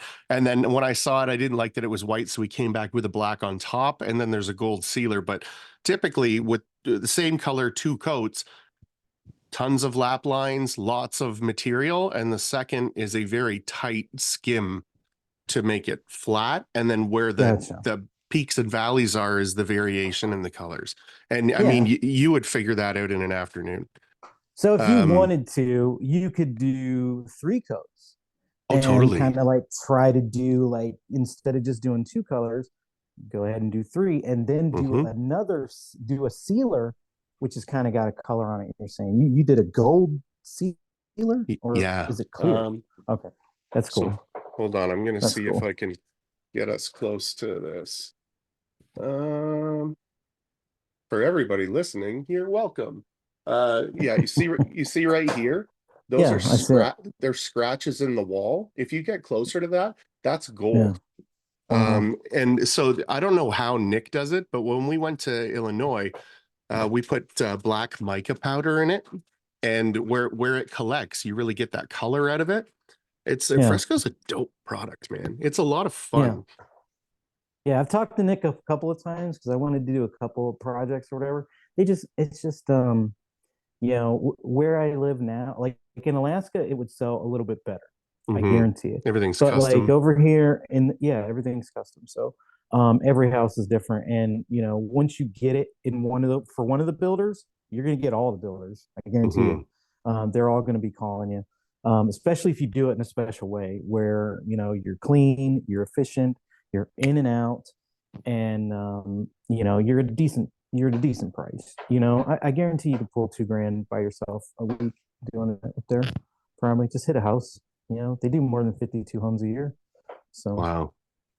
Well, that's the idea with these adventures is, Nick's obviously been getting calls to go all over the fucking place, but he's like, I'm not going there. Like he was a one yeah, man yeah, show with yeah, Jack, right? yeah, So now, yeah, he's like, we're talking about Montana and Santa Fe and a bunch of different places where they're big fucking jobs, but we're gonna bring like 5 or 6 people and just yeah. bang No, it out. that's what a lot of there's companies out there that do that for different things. In Alaska, they do that a lot. They'll have like they had a different companies come in from all different states, right? Because they don't have the workforce there. Hmm. Most young Alaskans that learn a trade or learn something useful, they're Yeah, out of there. that's how they they're, leave they're, there. they're Yeah. like, we're gone. So they have to hire in their workforce, most of them. And there's a lot of places like that, small towns, Wyoming, less populated states, or just areas that just aren't hey, maybe they hired a couple of big companies and maybe there was some problems with those guys. Maybe they didn't have an agreement, so they're like, well, we're looking for local help that's good. And then the local help's like, yep, I'll contract this job, we'll schedule it out, we'll bring in whoever we need for our specialist jobs, and we'll get it done. Yeah. um, and I think it's a great thing. I would love to do stuff like that. Right now it's not um, something that I could be like, no, I'm never going to do that again. Like I'm never going Hmm. to take a trip back to Alaska and go and work. It's like, no, if we can schedule it out right and be honest about it, like you said before, I listened to that one thing. You're like, if it's got to be a win, Yeah. It can't like be anything other than a win. I mean, in Alaska, the wind jobs were you're making 2,500 to 3,000 a week.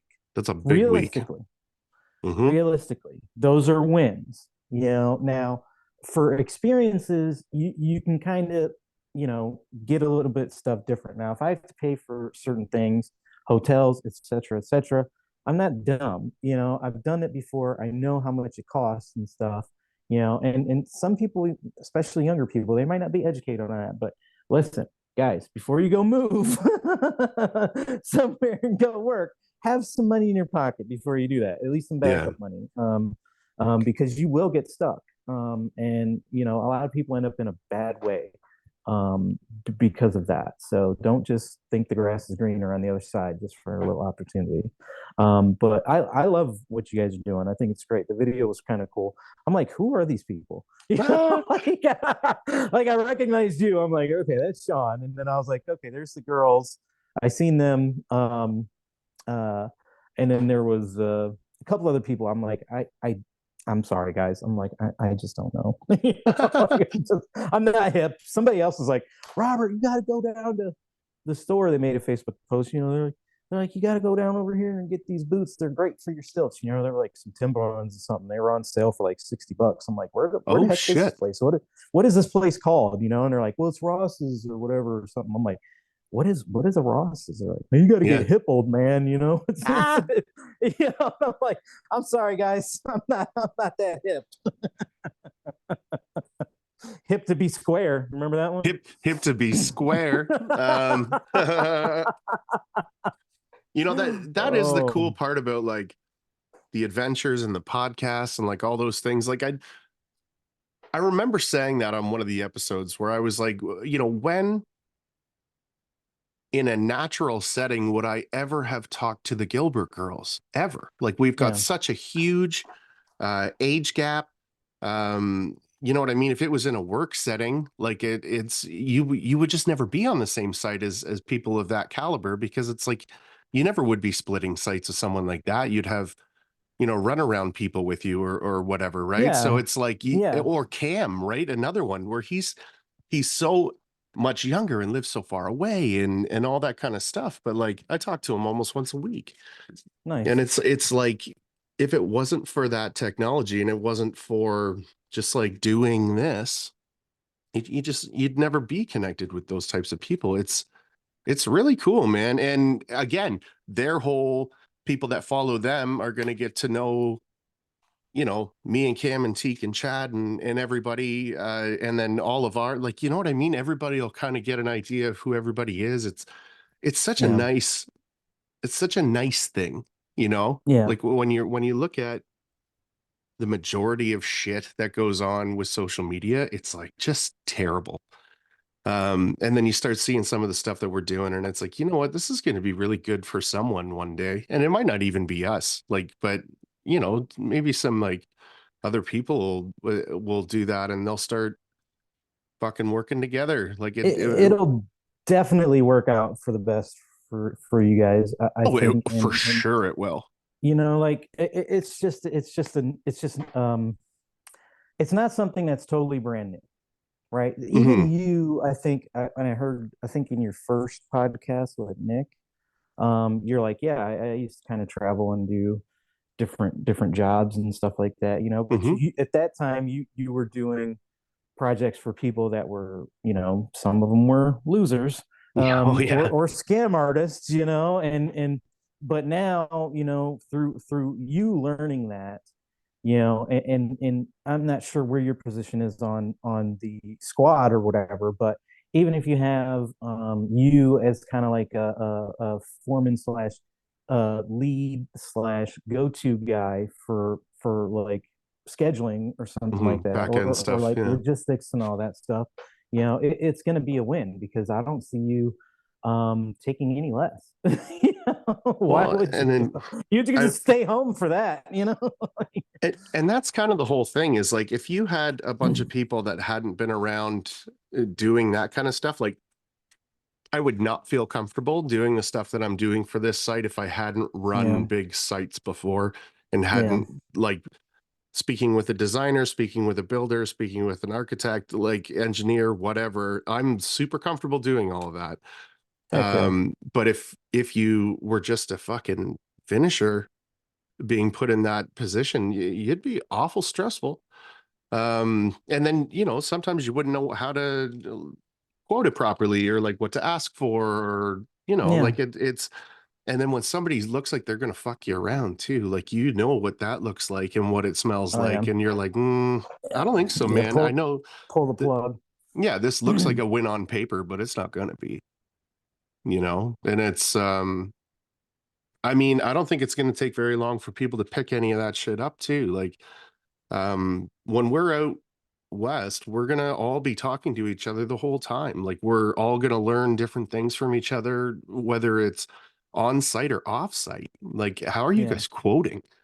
You know, how long does this kind of stuff typically take you? And like, how do you budget that in? And I mean, I talk to a lot of people that are like, we don't, we don't budget in specialty B. We just install it. It's like, what? yeah. And I get it. Like if you're fast and efficient, but the other people quoting are they're adding for that stuff, right? So Yeah, it's like you're just leaving money in the guy's pocket at that point. And if you're surviving doing that, good for you. But I mean, if you don't know that that's a thing, then you're not going to do it, right? It's just having those yeah, conversations with people. And like sometimes you talk to people and like all the things that they're charging for, you're like shocked that they have work. yeah. So it's, there is kind of that like line of it all. Um, it's interesting, man. Well, you just What? got to be uh uh as realistic as possible, Mhm. with your stuff. And I think you've probably definitely got it down. You're like, hey, dude, we can charge this for this, and it's not unreasonable. It's not unreasonable to charge for this. And then having you there too is like, hey, having this type of time frame, that's not unreasonable.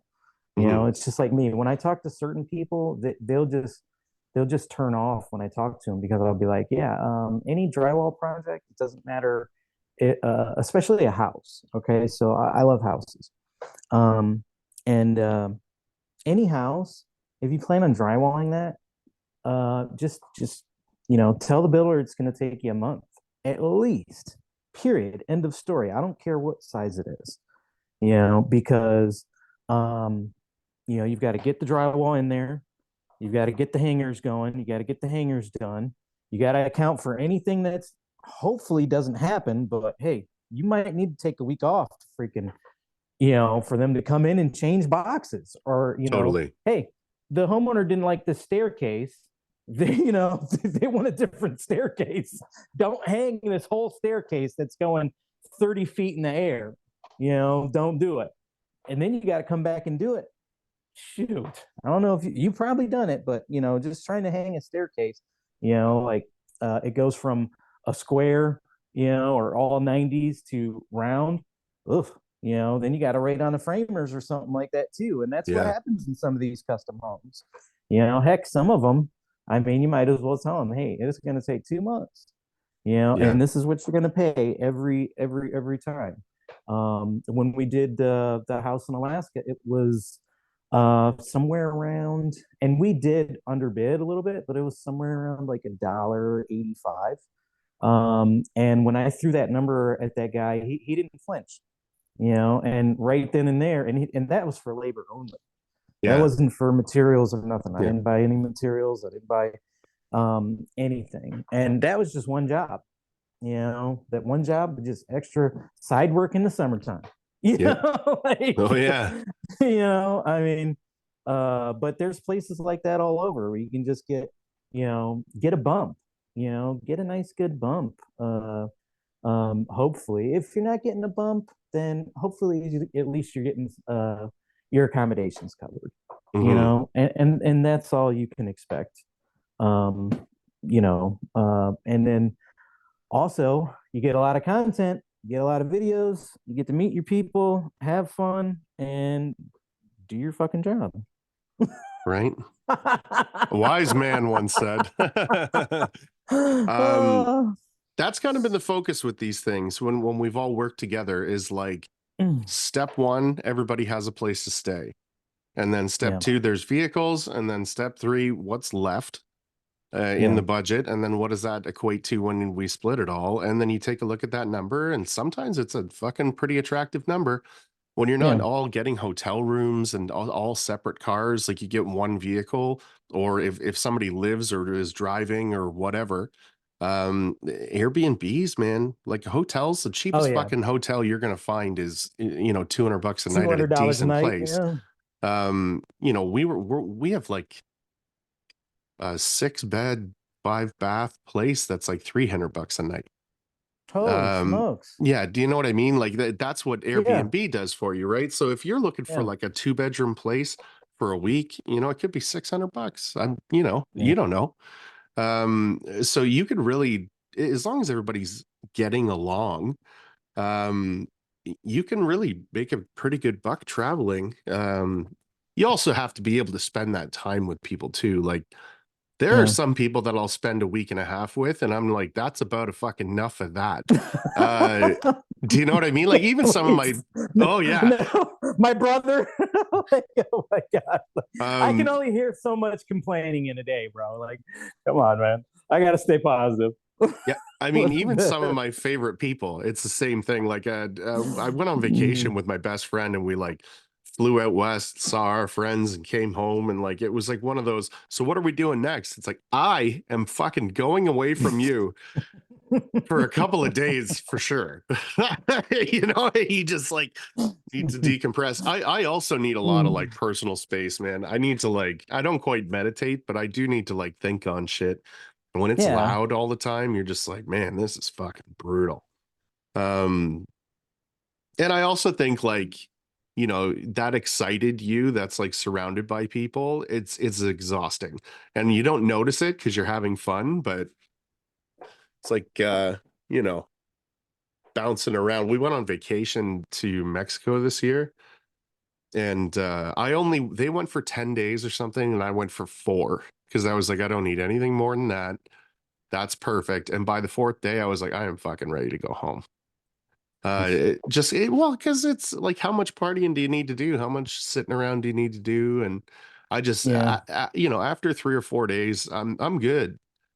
You know, yeah. I've gotten a couple good sleeps, ate a bunch of good meals, had a couple of good laughs. Like I'm good to go. You've done it too, though. You know, like you've had that experience. You know, before, like going random places, like and working for random companies and Yes. being on site and traveling, putting stuff together, managing it or not managing it. And that atmosphere. And you see a Mhm. lot. I've seen a lot of it in the military, and I've seen a lot of it in construction whenever I've had to travel for jobs like that, like a big hotel, or some stuff in Alaska. Like in Alaska, they had one place up in Delta Junction where they would house some of the workers. And sometimes one week it might be a company from Texas to do like some Oh, electrical work, yeah, or yeah, and yeah. they're just like lines of trailers, and stuff like that, and there's like a gas station and a bar, and that's it, for a couple Yeah. miles, that's it. You got all these guys out there trapped, and there's a fleet of company trucks out there, 1 or 2 nights a week, everybody's getting drunk, and then it starts like, oh gosh, this guy gets drunk every night. We gotta look out Yeah. for him, and stuff like that. It's the Wild West, man. It's a wild time. And that's what you gotta look out for. Like I know you guys are. If it were me, I would kind of like game plan a little bit around it. What are we gonna do? What's the day to day gonna look like? Mhm. Um, what do you want to do? Do you want to run the gun? Do you want to run a super taper? Do you want to run a banjo? Let's just run everything. Yeah. Let's just get it taped or whatever. Depending on what you're doing, like I don't even know what you guys are doing. What do you guys plan on doing? But West, it's a 30,000 board foot house. There's Okay. um 700 or 800 feet of shadow bead, and then about 2,000 square feet of fresco. Okay. Um, but that was the whole thing. Is I made a basic schedule of like, you know, first 2 days we're gonna go around and just site inspection, fix everything, maybe hit the screws once kind of thing, and then everybody Board's shows up. already hung too. Oh yeah, yeah, yeah. It's being Oh boarded wow. first. We thought about that. Yeah. But I mean, by the time you board 30,000 board, you're fucking gassed because you want to Yeah. get it over, and now you're gonna tape it. I was like, man, I don't Yeah, think you're so. like, no, let's just tape it and do the fresco. Yeah.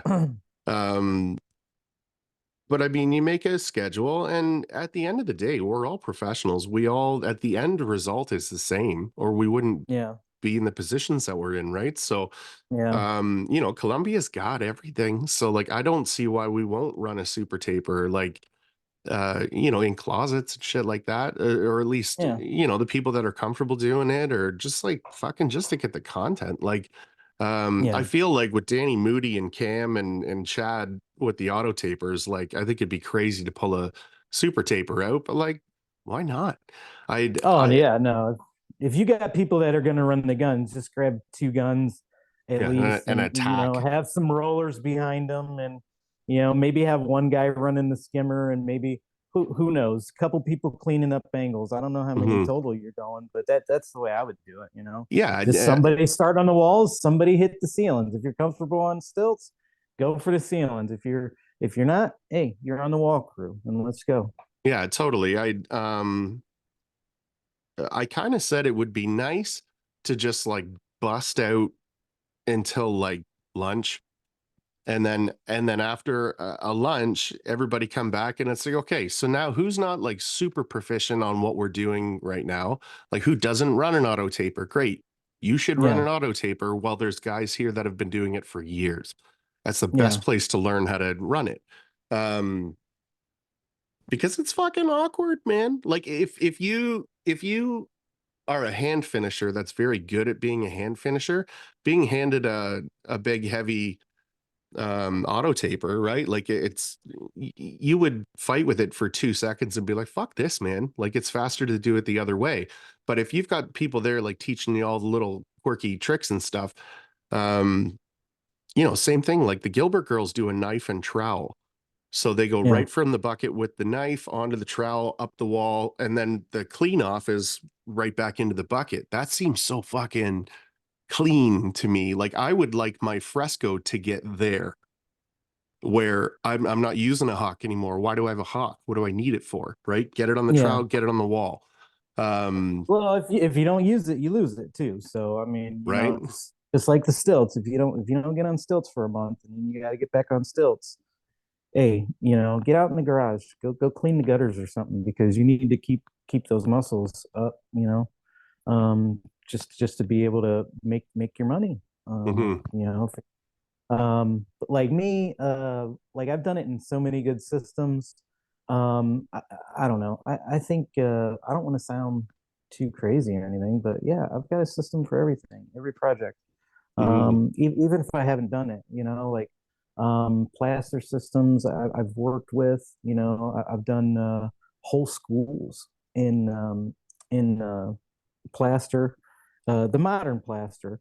And then we just go over it with a mix of easy sand and uh, plus three, which comes out slicker than shit. Like a hot mud Um, mix. Like yeah, you've got, yeah. I was just not just, it was like the beginning of last year, but I was shown that where, you mix the bottom up with 90 or 45 and then add, about the same again with white mud, just whip it all up and it is like nice and creamy and it's strong. yeah, it's That's awesome. brilliant, man. And It's you can still brilliant. kind of render it too, like Totally. take a spray bottle and just kind of clean it up if you need to. You don't want it to dry too quick. Like most of my plaster, is not coming from the union, but a lot of it's from YouTube. I was interested in it, and I had a job to Nice. do, and I just kind of watched a couple of different guys. The one who was really good, his name is Kirk Giraldano, and he's Mm. on YouTube, and his videos are amazing. And that guy helped me. His videos are now probably 12, 13 years old, but that guy helped That's me make a lot wild. of money on that job, like, but yeah, I mean, if I was doing 30,000 square feet with people that I never worked with before, I would just get together, and try to have a good time.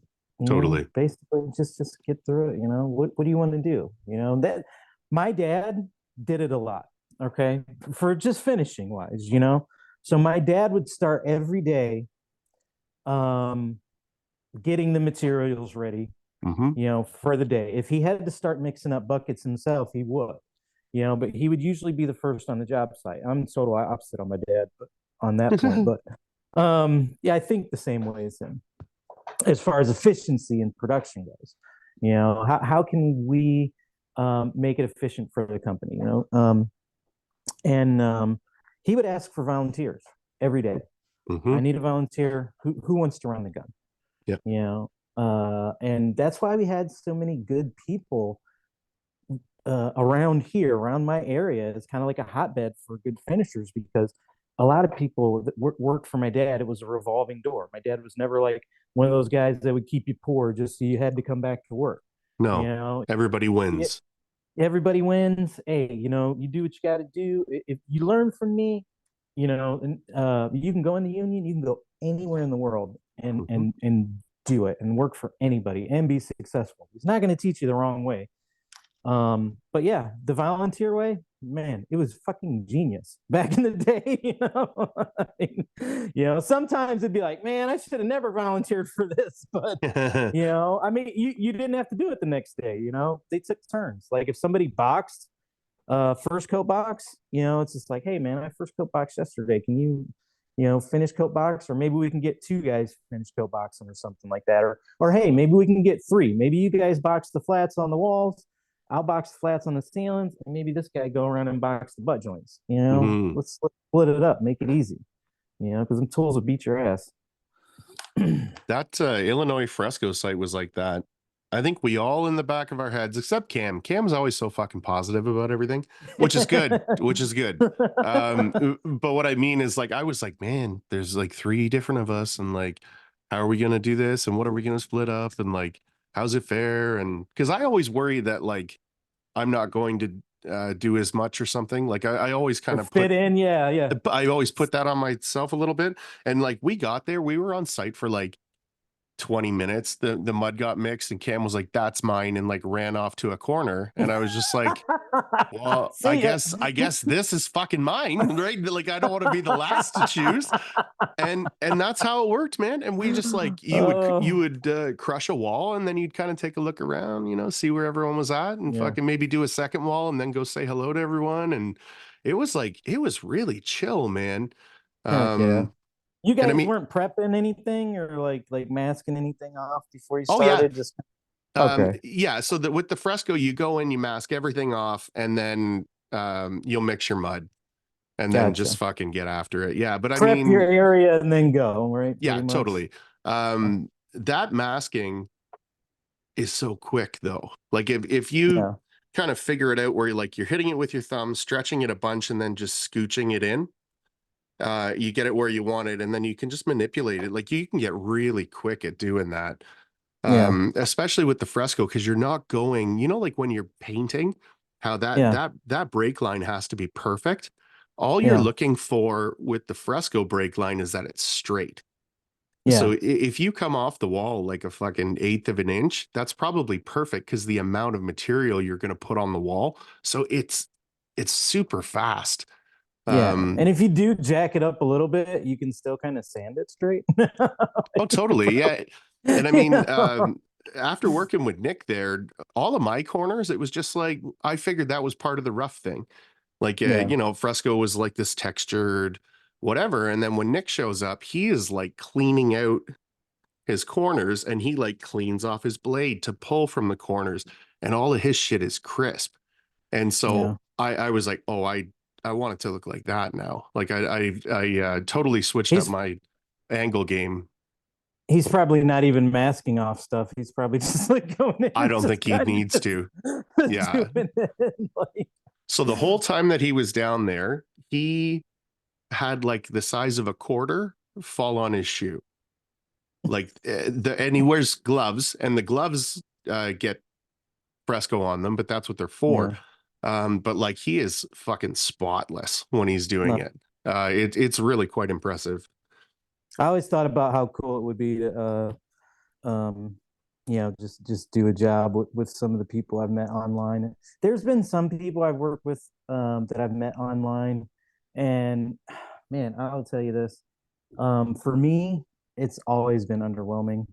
Some Oh of the yeah. people been like, yeah, this is great, but most of them it's like, oy, oy, oy, what did I get myself into? Like, jeez. He, But some of them it's like kind of cool and like you kind of expect it, like the guy from Construction Pros, like for the Alaska trip, his name's Jason Rorigan. He's a dickhead, but he's yeah. he's a lovable dickhead. All right. Like what you're getting with this guy. He's not Hmm. out to shite nobody. He's not out, he's out for everybody too. Deep down inside, he's a guy you want to work with, you want to have in your corner because he likes hanging and he's a good hanger and he takes it Hmm. seriously, takes pride in it. And there's some people on the social media sites too that you can kind of tell. You're like, man, I know they take pride in their work. They might come off Yes. as like assholes, but I know at least they take pride in their work. And then, you might friend some. Like it's been 7 years now since we started, since I started, delving into it with these people that I don't know. They're complete strangers. Hmm. Never worked for them. Never relied on them for anything. Just trying to network and just trying to, you know, talk about what we do. Um, and some of them, I mean, oh, Jesus. But other guys, they put on that false bravado, like, yeah, I'm really into this or whatever, Oh whatever. man. I don't know where I got that accent from, but still Yeah. like Yeah. it's Yeah. like you know. So We've I take it been, all with a grain of salt, take it all with a grain of salt because you never know. Like even me, like Nick could talk. Well, me and Nick talked about my mental issues, like my mental illnesses and stuff. Like, um, uh, I kind of seen some blowback from that, like in real life from people that I'd met on Facebook. really. Because like they're scared of that, like they're scared of Oh, somebody okay. being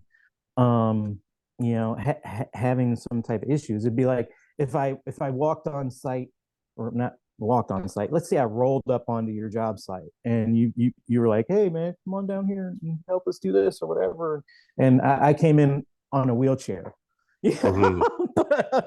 Yeah, I guess. You'd be like, "Oh, geez," like some people would be like, "Get out," Some people would be like, "Hey, let's give him a shot." Maybe he can score some threes, or maybe we can, we just need to move the ball forward. We don't care, That's right. or You could hit the fucking bottom bands. That'd be dope. it just hurts. You know what I mean? Yeah, I mean, Yeah. we've been super fortunate so far that nobody has been full of shit. And Yeah. like, it didn't even occur to me that that would be a thing until we were joking about it in the group chat. About like, so, if we're all just there pretending, who's going to do all the work? And then in the back of my mind, I'm like, holy fuck. Can you imagine if somebody shows up and they're just like have been pretending online? Yeah. Like you Yeah. never know. I think with the group that we've got going, like you would know, like people's Yeah. work, you see it every day. But I mean, yeah, I bet there's Well, people some like people that. post it every day, but some people claim to be posting it every day. They're like, "Yeah, I just don't take any videos or whatever, but I work from sundown to sunset, and I just don't take any content or whatever." It's like, okay, whatever, or there's a lot of guys that talk smack on some of these groups or whatever, and I haven't even gotten into it for at least a year. I guarantee you, I've gotten into a little bit with some people, but not like I used to, dude. Hmm. But um like I know some of these people are just retired just losers just with Yeah. no time, with Armchair plenty of quarterbacks. time. Yeah, plenty of time. They're like, "Oh well, I'm retired, I just want to give you guys a hassle or whatever." Shut up, dude. Like don't do that to these people. Like uh it's funny, but I can't even be online that much anymore with that kind of stuff. I know some people will say, "Yeah, right," but like, come on now, we live in it's 2024. Everybody's connected at the hip to their phone right now. you know Yeah, I mean, my Facebook, the notifications aren't on. And if I post a reel on there, I never look at it again. I don't know what the likes are. I don't know what the comments are. It's all turned off because I just yeah, don't care. It's not that I don't care, it's that I don't allow it if it's negative. So I just don't look at the positive either. My Instagram is, way more that's active. my Yeah, thing, man. that's Yeah. your domain. That's where you live. that's Yeah, that's and where you want to live and work. we we've kept that following super small, and there's never anything negative. When there is, I like nip it in the butt on my stories because like quite a bit of the people following me are on the stories every day. I think the engagement is fantastic for the amount of followers that I have. But when it comes to Facebook, I think I'm like just under 7,000 followers or something on there. And then some of the videos have hit like 1 million people. You've got that Yeah. many stupid fucking people looking at your work, they're going to have something to say, you know? So You I'm just said it, like, not me. no, thank you. Yeah. There are no crayons for Oh my lunch here, God. sir. Yeah. Like you fucking, I'm not getting into it. Oh my goodness. Yeah, it is what it is, man. Wow. I mean, I don't care. The other thing that does is I don't feel like I have to protect that account. It's just Yeah. fucking, it's in the ether, right? Like I'm present, you know, when someone calls your name, you put your hand up, I guess. Um, but Instagram's really the big one for me. No, Yeah, that's good, man. it's very That's awesome. interesting, man. It's very You've came a interesting. long way. You've came a long way. Like you switched from doing more of the carpentry side to doing Hmm. more of the finishing side. And there's going to be there's bound to be so many people out there that are going to be like, you know what, f this guy. I've been doing it for 30 years, or I've been doing it for 25 years, and here he comes out in the past 2 years, or Yeah. or whatever, and he's getting blah blah blah, and I'm stuck over here working in this house making $500 a week or whatever, Yeah. but you can't really let people like that get to you, but there's, and you feel bad for some of them because, it's not their fault. They don't have the connections, it's not their fault that they try to, make those connections and fail or Hmm. whatever, but, um, you can't log on to your Instagram and be like, "Oh my God, look at these freaking messages." That's it. I quit. You just got to keep Yeah. going. That's it. I'm done. Yeah. It's Somebody fun. called me a loser on Facebook. Somebody Yeah. called me an asshole. Somebody told me I didn't know what I was doing on Instagram. I'm done. Yeah. I mean, That was what did it. the only thing that kind of kept me afloat was like as I was learning, I would, you know, hear about things that were being said. I would go look at that person's work and go, okay, so they've been doing this for 20 years. Where's mine at? Is that a 19-year difference that you can see at the end of the day? And like some of it, you're like, yes, absolutely. Right? Like you've got some work to do. And then Yeah. sometimes you look at it and go, not really. So it's like, so I've caught up to you in a year. That's cool. You know, Really, and that's all it takes. I mean, if you have um good influences, mhm, positive influences, people that want to help you, and this is what I tell these. I had 8 helpers last year, and these are what I tell these young men and kids and stuff. I'm like, look, you know, the time you spend with me is going to exponentially prepare you for if you want to do this in the future. yep, You don't have to correct. do it right. You don't have to do it right away. You don't even have to stick around. Whatever. Do I get a little miffed when somebody calls off on sanding day and I got like Oh yeah. 10,000 square feet to sand, and it ends up I'd have to do it by myself until 1 in the morning? Yes. Does that still happen even to me? Damn right it does. Hmm. But I'm still gonna pay the guy. And then if they want to go do something else, go do it. And I've had it Hmm. happen to me, and it probably will still keep happening to me for the rest of my career, as long as I'm in business for myself. If I go do hourly, I ain't gonna have to worry about it. I just be like, Yeah. you know what? Let's just crank it down a couple notches. If this sanding takes 3 days, oops, that's what it takes. Yeah. I'm not gonna put in, no super amount of hours or put in too much effort just to kill myself to make somebody else any money anymore. That's for sure. I'll do my fair share. That's for sure. But Fair you share know, is the right word for that. Is it's like yeah, if you're part of a team and everybody's hourly, then you know you're all very close to each other, you know, pay wise. yeah, You should all be doing the same amount of work. And like, do you fucking kill yourself for half of what the wage should be, or do you just keep a good pace?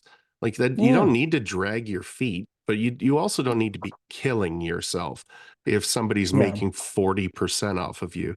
yeah, Um, yeah, it's a little wild, man. Now I've been super fortunate over the last year of working with so many different people and them being open to being like, this is the whole thing that I do. Take from it what you like, don't take from it what you don't like.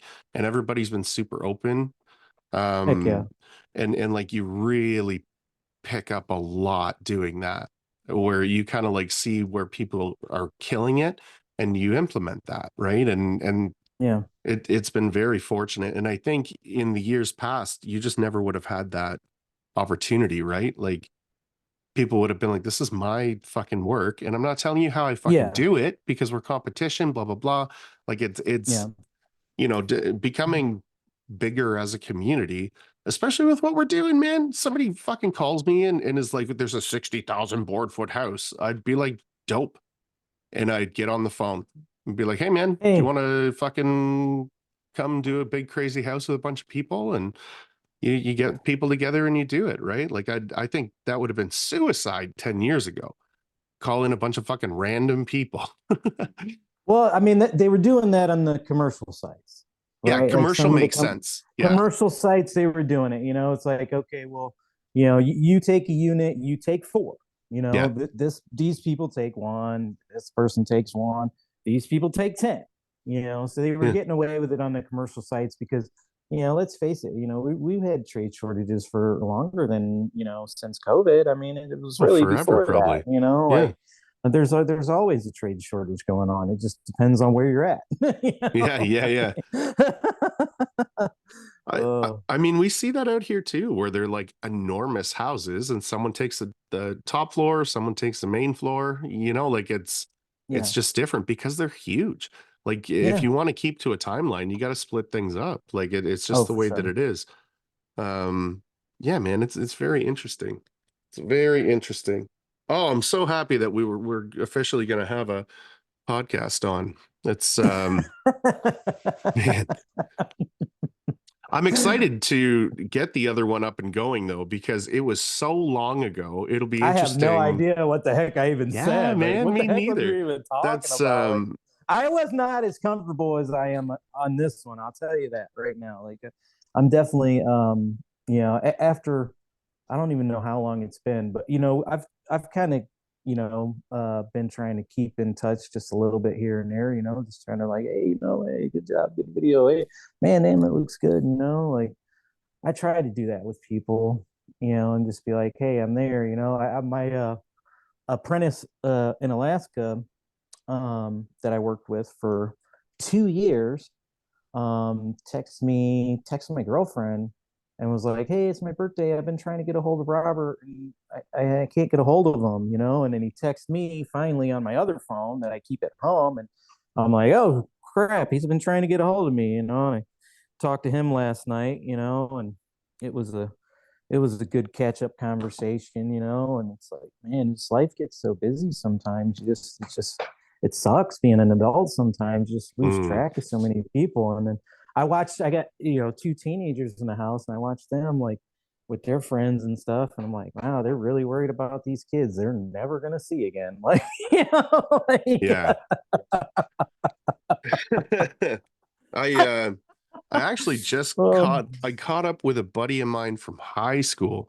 Like we were like inseparable for a long time. And then just like you said, life fucking does this thing. He got super yeah, successful. Like I became whatever this is. Um a and success. yeah, I guess. So we Maybe a little bit more hard fought yeah, success, but yeah. Yeah, there's some fucking licking of wounds in the process. Um but yeah, man, we went out, we had breakfast, like it was like nothing had changed. And I was like, so how long you been dating this girl? And he goes, 7 years. So it's been wow, 7 years since I talked to him, and it was like it was yesterday. Like nothing, yeah, man, but quick. poof. I was like, holy fuck. It's pretty crazy, man. Yeah, Yeah, because it's people it, got kids, they got jobs, they got obligations, they've got, mhm. if you're a drywaller, you've got court dates. If Yeah, totally. you're, I mean, just different stuff that goes on. I mean,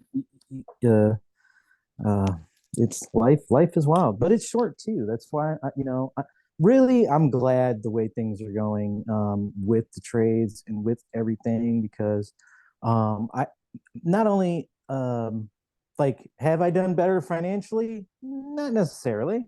You know, like I've had years where I made more money working for other people. I've had years where Totally. I've made more money working by myself.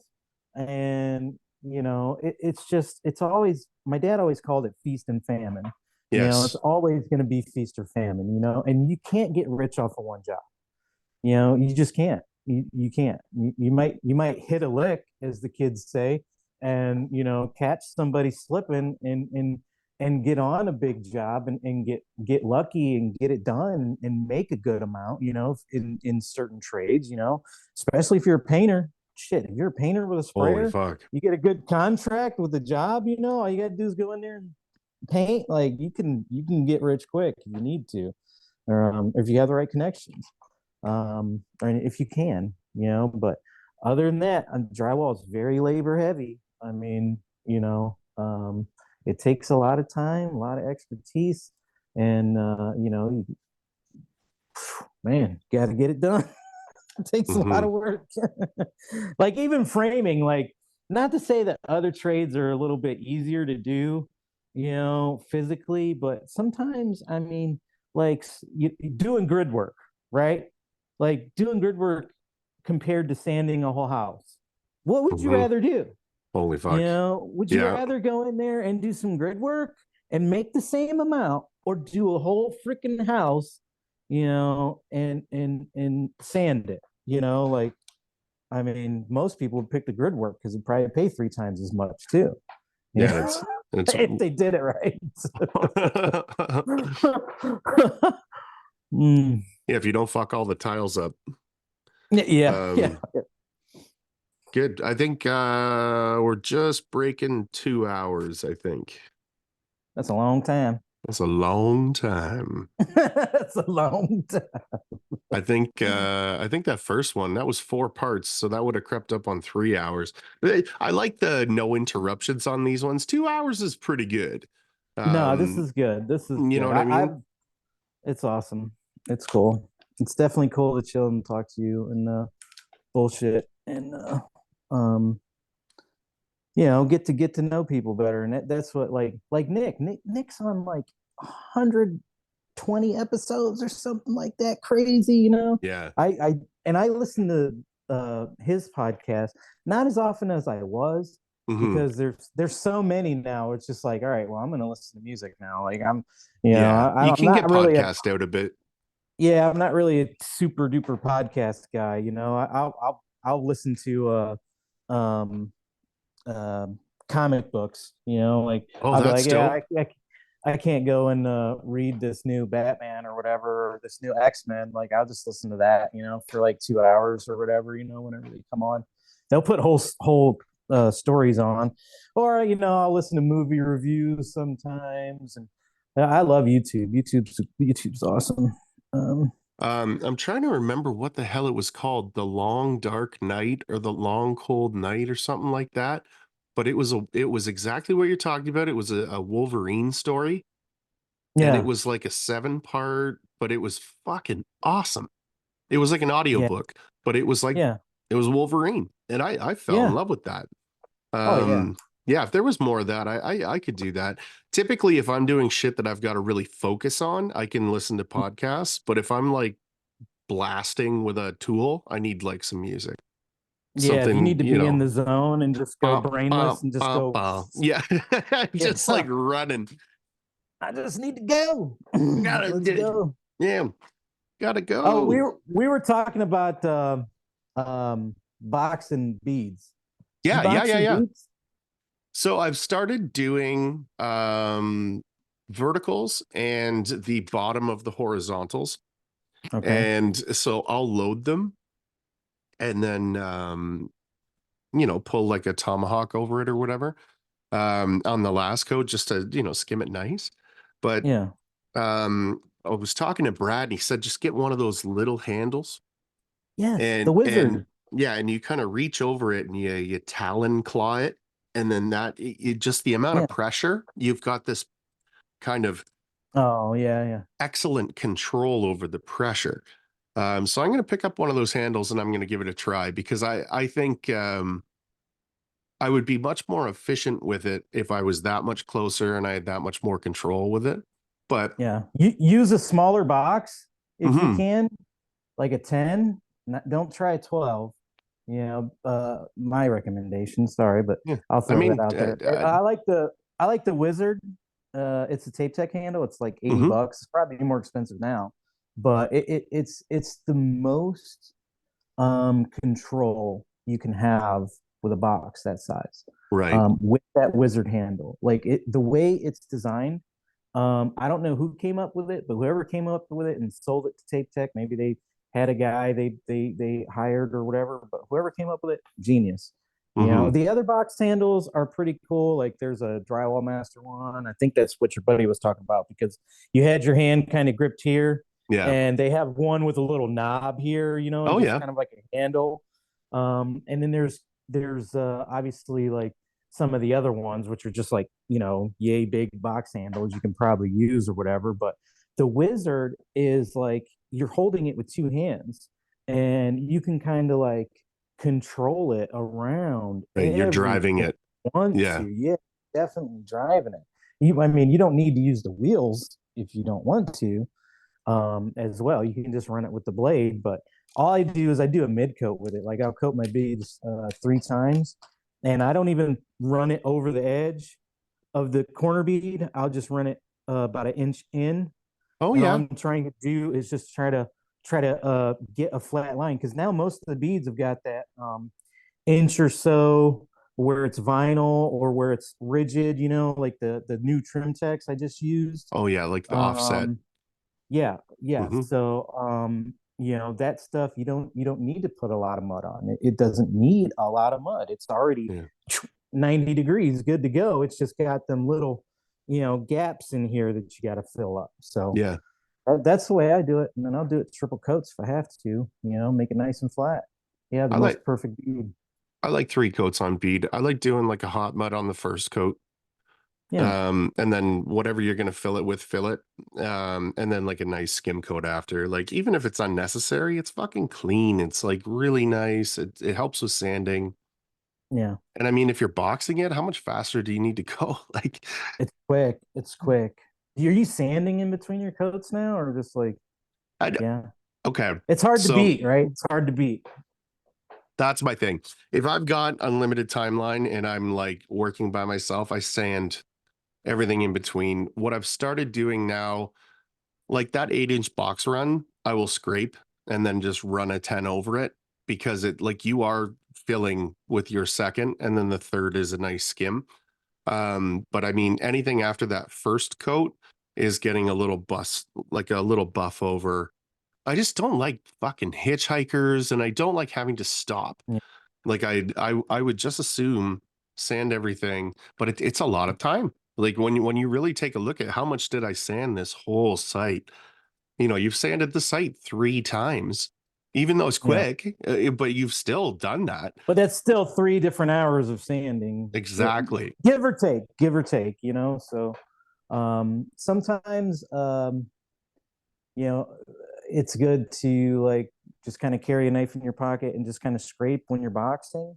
But like scrape your lap marks off from the previous coat before Totally. you box it, Hmm. and just like, all right, well, I know I don't have to really sand this. So you can skip all your flats and just kind of hit your transitions, like you're connecting the joints and the angles, where Hmm. you're connecting the joints on the box. Once you start getting good with that, start taking those 3 hours of sanding and you start turning it into 10, 15 minutes, you Right. know, and just hit it with a 360 or a Black Widow real quick, whatever you got basically. But, Yeah, you I know, think that was some of the biggest stuff that I picked up from people was like what I was doing that was so stupid and extra.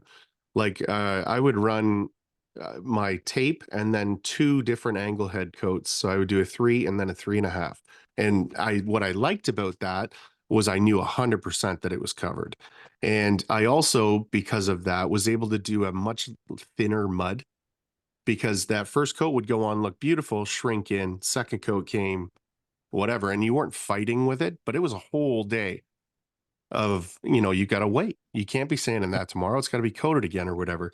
yeah, But one of those things was the sanding in between, where I would look at a lap mark or whatever, and I'd go, yeah, that's got to get sanded out. And you'd go, you know what? I'm just going to fucking scrape it and see what happens. And then you do it and you're like, oh, that's fine. You Yeah. know, or this little thing over here, I'll just give it a scrape and we'll see. And the stuff that I wasn't allowing myself to get away with because I was just so worried about doing a shit job. I just wanted everything perfect. I've sped up that process probably a fucking 100%, to be honest, in that last In a year. short time, in a short Hmm. time. So you probably went from like 1 year apprentice to journeyman within a year. And I wouldn't, a I, lot of that would- is I because don't know if a you're, journeyman, you but I mean, know, but I'm you're getting considerably close. faster Yeah. than very slow. Yeah. But I mean, I know nowadays what you mean though. that's a lot. Yeah, I mean, Bridging gaps. give yourself some credit, because a lot of people would be out there just like, nah, I'm not even gonna care, like, Yeah. you know, Yeah. I mean, and but then choosing to do it. Like, this is what I want to fucking do. And I'm gonna, right. Then you got to make it work. So like, there's always been that too, where it's like, I'm never on cycle and fucking this sucks. I'm on cycle and like, there's nothing else I'd yeah, rather be doing. let's rock. Yeah. How's your gun running these days? What are you doing with that? Well, it's pretty dope. I've Are you really only had it. rolling and skimming, or rolling Uh, and flushing, or so when I do my corners and I'm alone, I do the corners, roll it, and then 2.5 angle head. And that just oh kind of wow, like, sets that groove. And then I come back with a 3.5 and do it again. I like the right angle heads. away, or No, no, no, no, no. right? Okay, once it's dry. Actually, typically my angles are before last coat. So I'll run my angles and then I'll run either the 12 or the 14, whatever the third coat is, about like this far away from the angles. Yeah, And then just come in and do that little bit of a tie-in at the end of the day.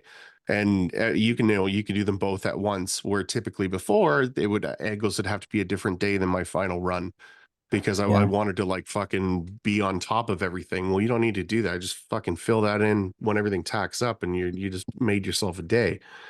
I agree. Um, well, right. And it's all makes sense to people that have done it before. The other part of this fucking thing is like, up until I started working with a bunch of people, I had just like taught myself with all my brilliance, right? Like, so it was very slow.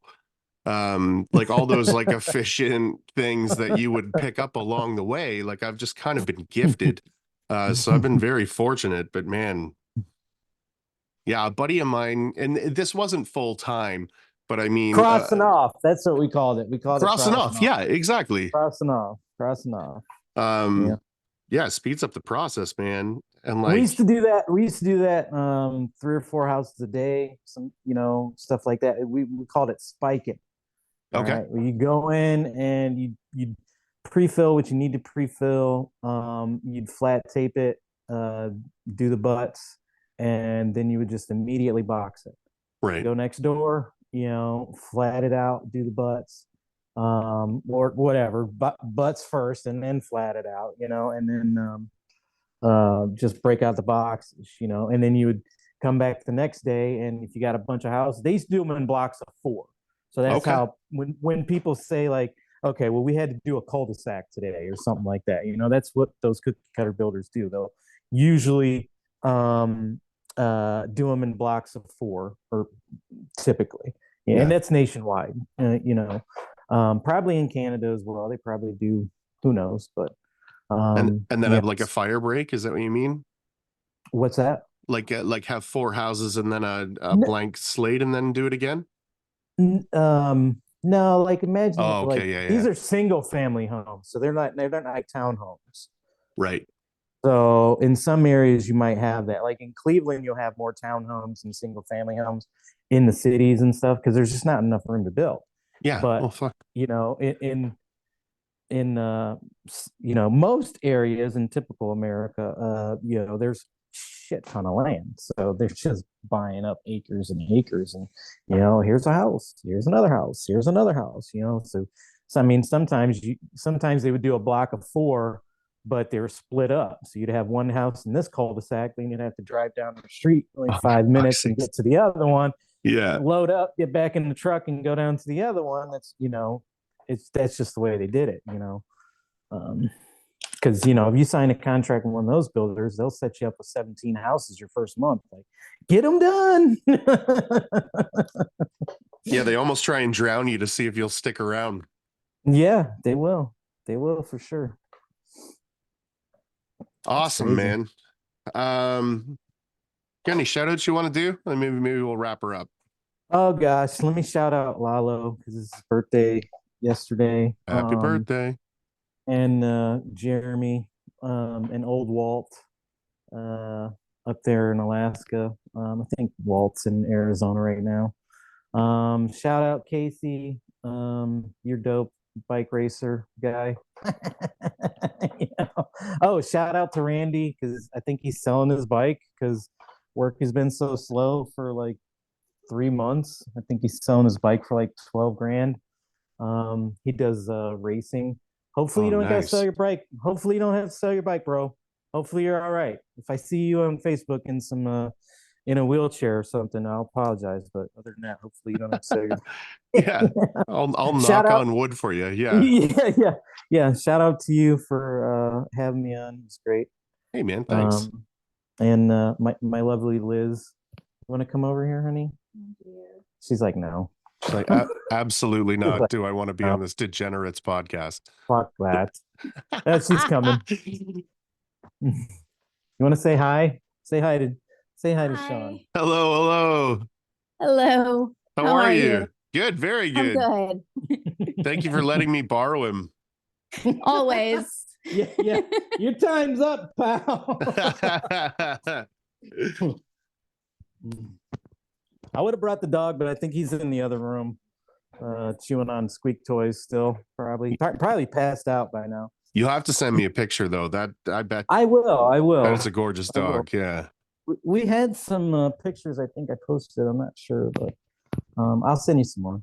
Okay, man. All right, everybody. Be humble. Treat everyone the same, and do your fucking job. Hell yeah.